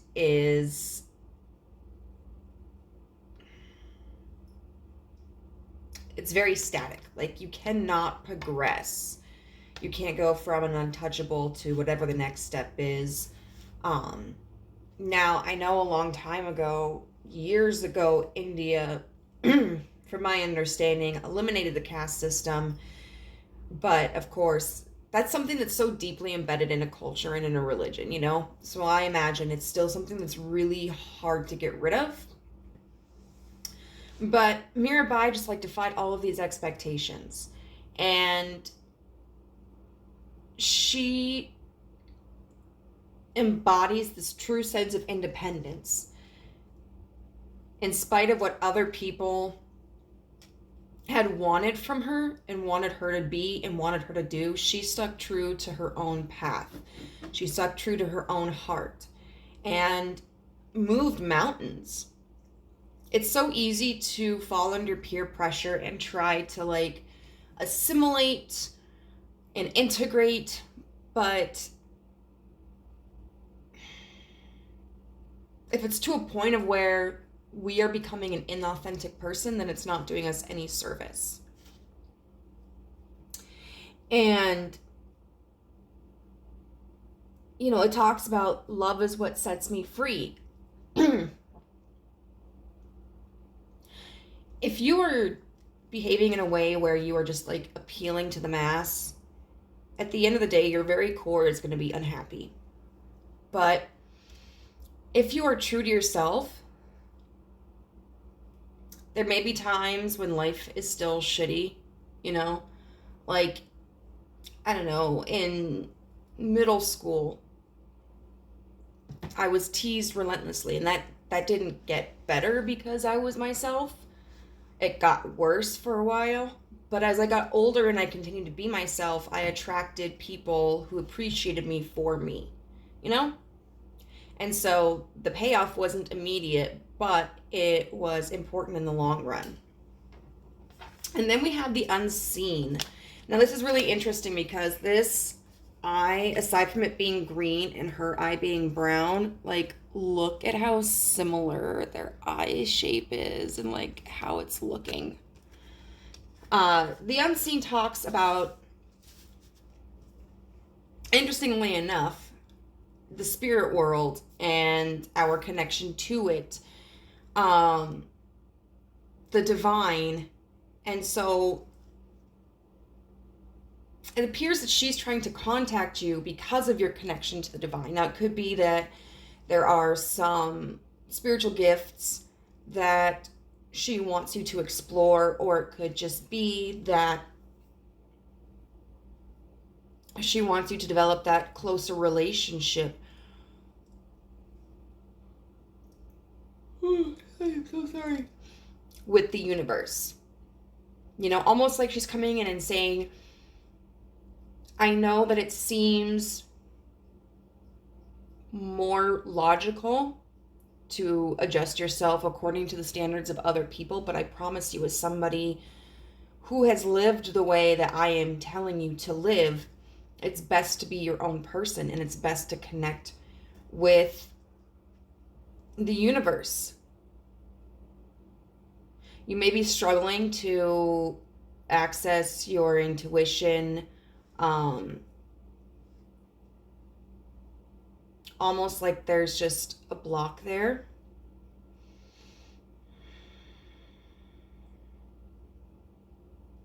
Or it could be that you're having troubles discerning what is like your intuition, your higher self, versus, how do I want to put it? Because I don't think the ego is a bad thing. I don't. It's something that we do definitely want to listen to. And there was this guy that I found on TikTok who made an amazing comment about, you know, if we were supposed to live a purely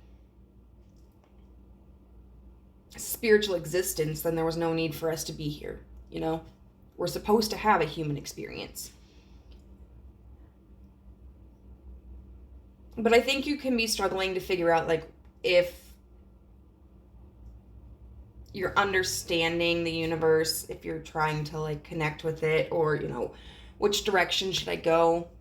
And then it says my aura is magnetic to golden opportunities. So the Kundalini is like, it can be dormant, but active throughout various times, especially the more that we work on ourselves and the more that we elevate in our connection with the universe.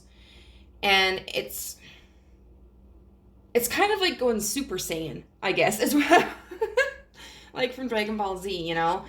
You've got all your other chakras that, I mean, you've probably been doing some work where you've gone through and you've worked on your root chakra and your sacral chakra and your crown chakra and all that stuff. And so she's trying to help you elevate to a higher level. But it could also be that you've just got so much coming at you that you're struggling to ascertain what you should accept, what you shouldn't accept, what direction you should take, what direction you shouldn't take.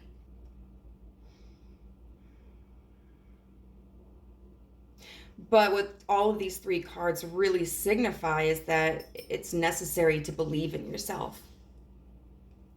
And to understand that, like, you are the universe. We all are. And it's not outside of yourself that you need to look for answers. It's within. So I'm going to take tarot and see if we can dissect a little bit more about why she's trying to contact you, see if something specific comes. So this is one of those readings where it's like every pile just gets progressively longer. So I'm hoping this one is kind of a little bit shorter than the last one. Oh my gosh. But not too short. You know, I don't want to rip you guys off, even though this is free. Okay,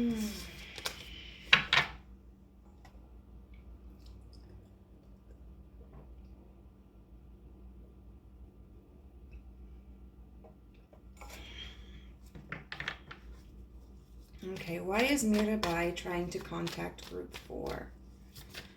Why is Mirabai trying to contact group 4? Oh my goodness, so much.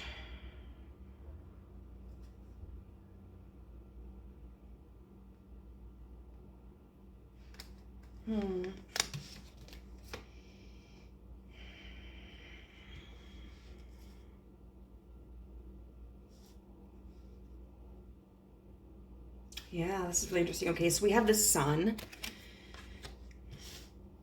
And this is clarified by the 2 of coins. And we've got the King of Wands upright. But the Queen of Wands in reverse. So first of all, we have a lot of fire energy here. But it's interesting that we also have the 2 of Pentacles, which talks about like an imbalance, trying to develop balance. It's a very different force from fire. Whereas fire can be rapid, an earth element is just, it's solid and stable. And so we've got the King and the Queen of Wands here. And the King of Wands is somebody who takes action, who gives orders, who is out there on the forefront of the battlefield. The Queen of Wands is somebody who is very creative. She's coming up with great ideas. She's passionate. She is attracting abundance to her. So in reverse, she feels weak.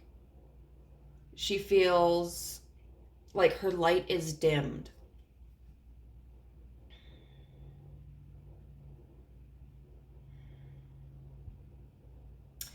And then we have, so it's like wanting to take action, either because you feel like you're not as creative, or you're not as bright, or you're not as enigmatic or amazing as you truly are. Or it's wanting to take action, but feeling like you can't because of those things. And then we have the Sun, which is such a positive card. It's all about shining a light on everything that is beautiful. It is warm, it's radiant, things grow because of sunlight. We receive like vitamin D, and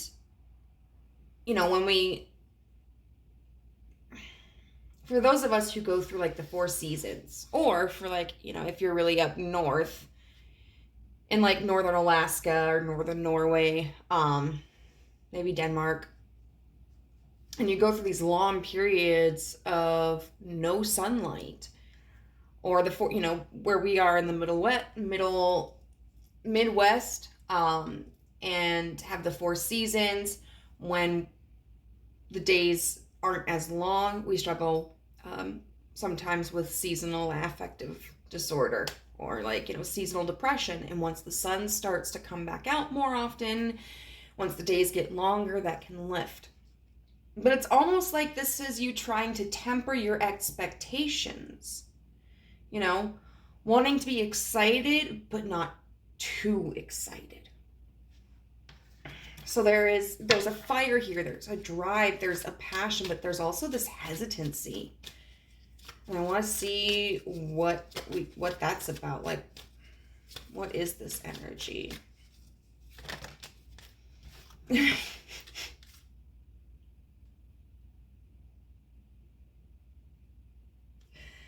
The 8 of Swords in reverse, with Temperance in reverse. Another balance card, but in the opposite. So there's this hesitancy to let all your fears go. this hesitancy to trust, this hesitancy to let go of any insecurities or, you know, this hesitancy to dive right in and just trust that, like, you know, whatever is going to happen, it's going to happen. I'm going to be fine. The universe will take care of me. I'll take care of me.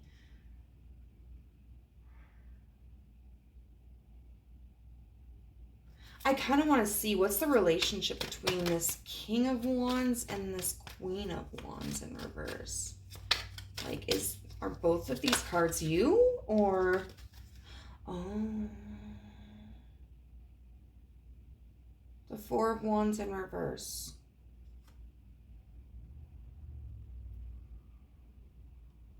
Okay. And what's the Sun energy? What's the Sun energy? The Wheel of Fortune. So this is still a little ambiguous.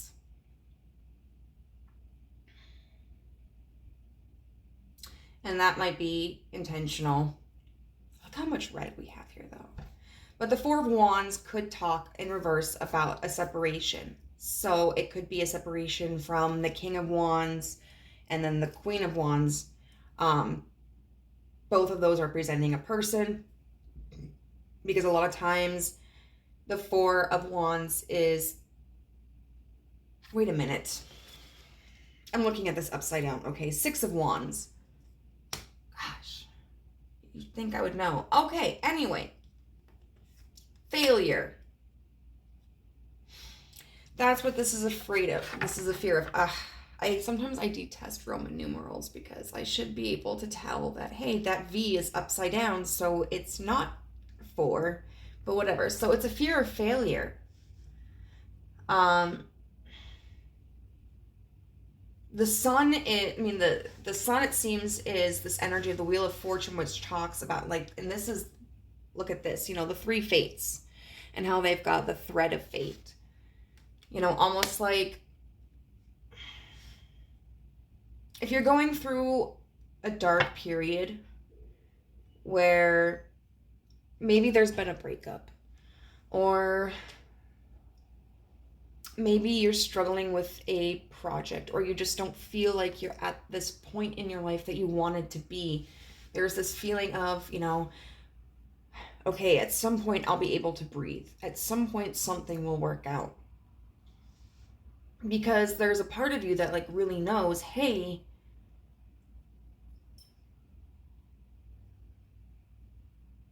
there's always an end to a cycle.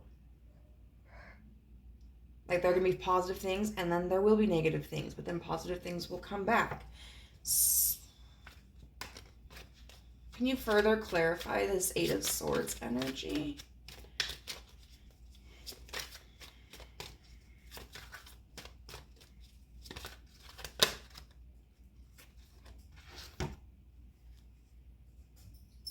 The Chariot in reverse with the Seven of Wands.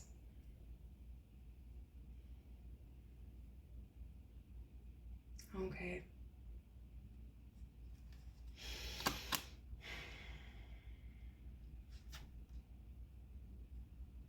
There's something going on in your life that you feel you have no control over. And so Mirabai is coming to you and saying, like, don't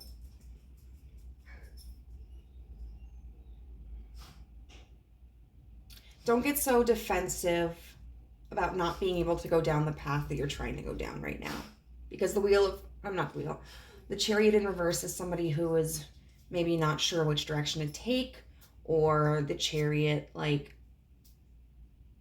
runs loose on them, and the Seven of Wands is about, like, it's really defensive energy. And this card is very interesting because it always reminds me of Chutes and Ladders, you know? Everybody trying to get up to this tip right here. And it's a challenge. It's exhausting. And you have to figure out, like, which ladders should you go up. And so there's something that hasn't been going your way.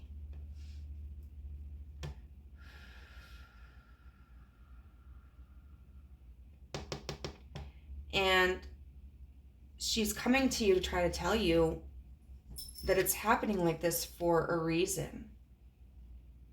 And in the midst of all this chaos, the universe might be trying to like ping into your intuition and to your higher self to like give you a better understanding. But your resistance to surrendering control is making it very difficult for messages to get through. Like, you know, it's not that nobody is trying to guide us or talk to us, it's that we're not listening. I don't know that it's going to get any more specific than that.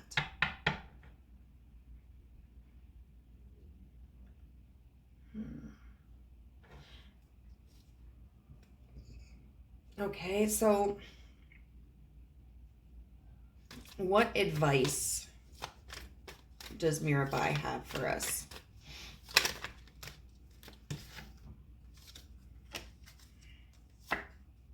The Three of Pentacles with the Knight of Cups. I love this. The Three of Pentacles is all about collaboration and building on something. And the Knight of Cups is a very creative, dreamy energy. And this one's interesting because this person is on a boat. There's a bee in this cup, which can, I think, represent like hard work emotionally. And I never noticed, but there's also a bee on this person's clothing. And then we have, I think it's Ursa Major up there. Oh, and this boat has wings. And we don't typically think of a boat being able to fly, but that's what it appears to be. And I think what this is really telling you is work in the direction that is most fulfilling for you. Like even if you think like you're not capable of accomplishing what it is that you want to accomplish, go for it. Just have enough faith to even put your foot forward. Because the only way that you're not going to be able to do this for sure is if you don't even try. What advice does Mirabai have for us today?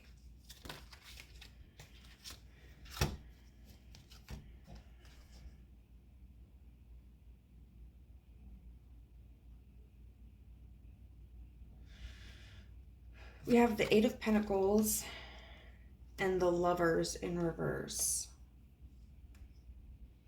I'm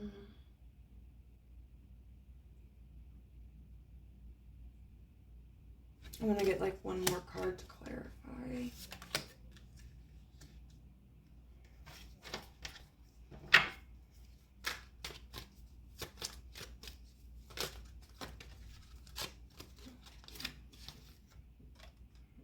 The Six of Cups in reverse.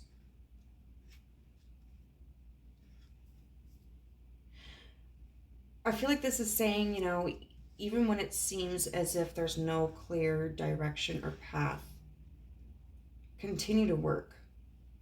Don't relent. Don't give up. Just keep working on whatever it is that it is your heart's desire, and that the past has no bearing on your future, you know, because the Lovers can often be seen as like a destiny card. It's really a card about decisions too. You know, do you stay or do you go? Which path do you take? We're talking about paths here. And then the Six of Cups in reverse often is about being stuck in the past. So if you're afraid of the past repeating itself, I would say that Mirabai is telling you not to worry about that. How is she trying to contact group number 4? How is Mirabai trying to contact group number 4? Oh my goodness. We've got the Nine of Cups in reverse. The Six of Swords in reverse, and the Four of Wands for real this time in reverse. Dissatisfaction is one. It's interesting, we have 3 of the 4 elements here. Mind, like air, fire, and water. Movement, thought, and emotion. So there's a lack of satisfaction here.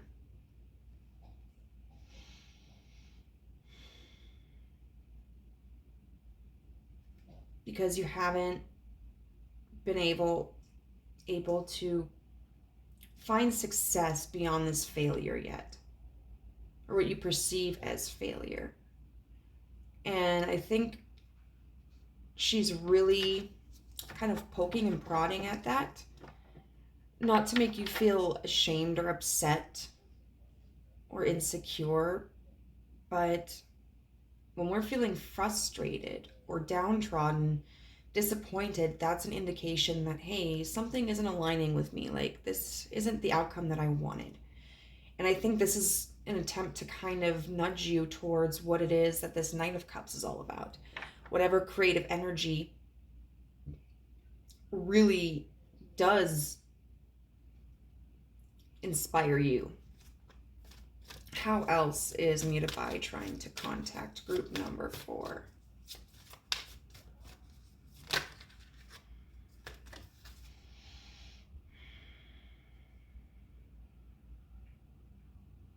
The Queen of Pentacles.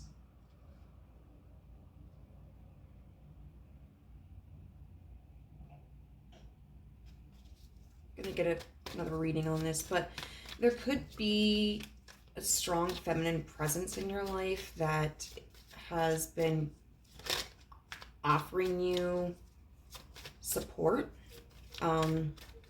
Very likely in some tangible way, like offering, money or a place to stay or food, but it could also be words of support.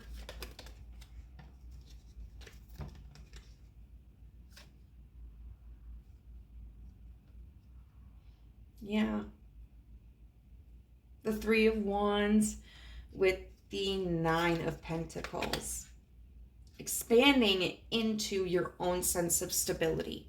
So I do feel that there's kind of like some mentor in your life that's trying to teach you or lead you onto a path where you are more on your feet or better secure. And so they could just be teaching you like aspects of business, or this could also be somebody who has taken you in one way or another, like we previously discussed, with helping to provide finances or a place to stay, and that's Mirabai showing you like the universe is taking care of you. You're not going to be in need for anything, so just trust that you're right on the right path. And then the 10 of Pentacles in reverse. Hell. Judgment.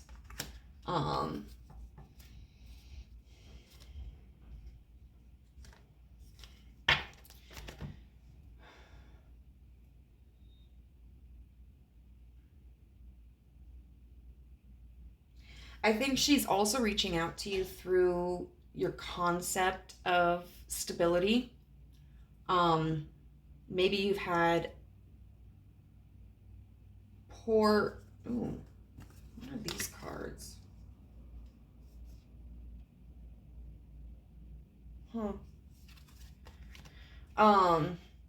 Maybe you've had poor spending habits in the past, and now she's offering you clarity on how to manage that. Or maybe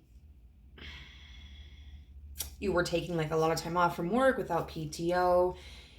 It could be that maybe you had wanted like a house, but you're realizing what state the market is in right now, and so you're working instead on like, you know what, I think for now I'll get an apartment or get some roommates or whatever.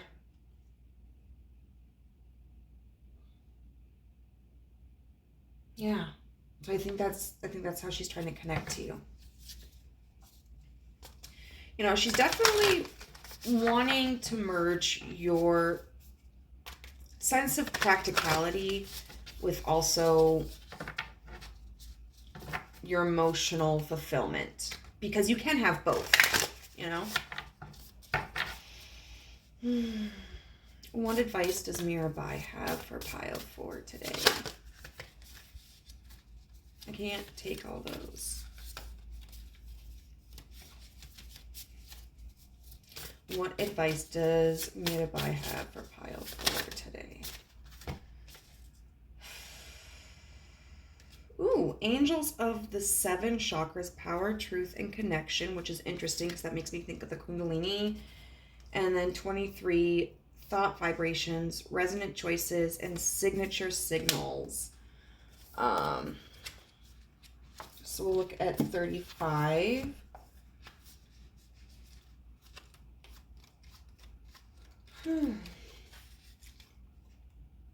This card is a reminder of the powerful presence of the archangels in your life. Consider the issues you're dealing with and call on the appropriate angel for assistance.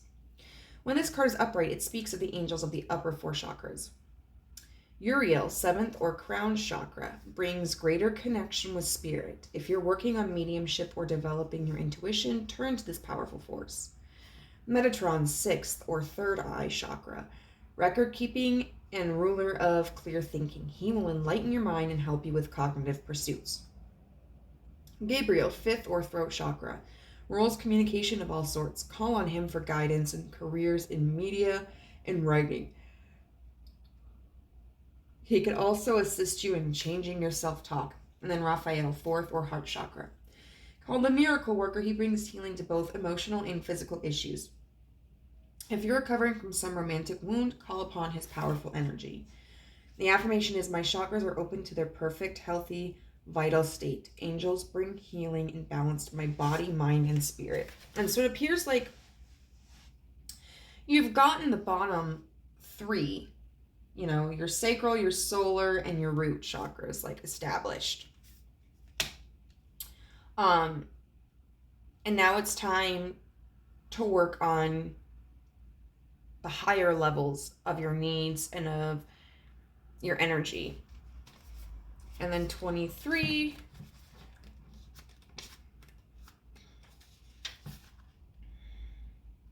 Like a satellite in space, your mind is sending and receiving signals in every direction. The vibration of your thoughts and beliefs never cease projecting and receiving. This is a very real energetic influence on what you attract and manifest, which is funny because we talk about my aura is magnetic to golden opportunities. A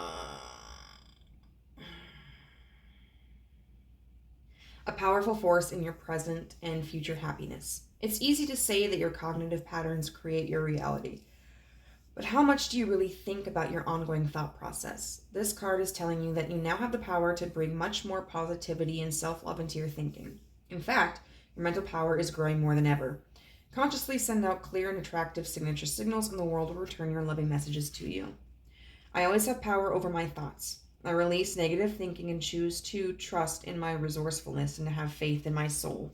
This could even be talking about realizing that you have a lack mindset, you know, and learning to see how much abundance there really is in your life. So now we're going to get a power statement.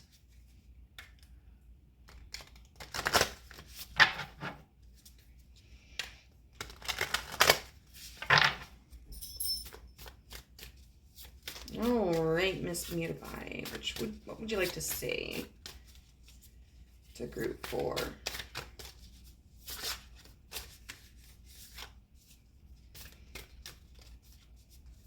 What power statement will help them?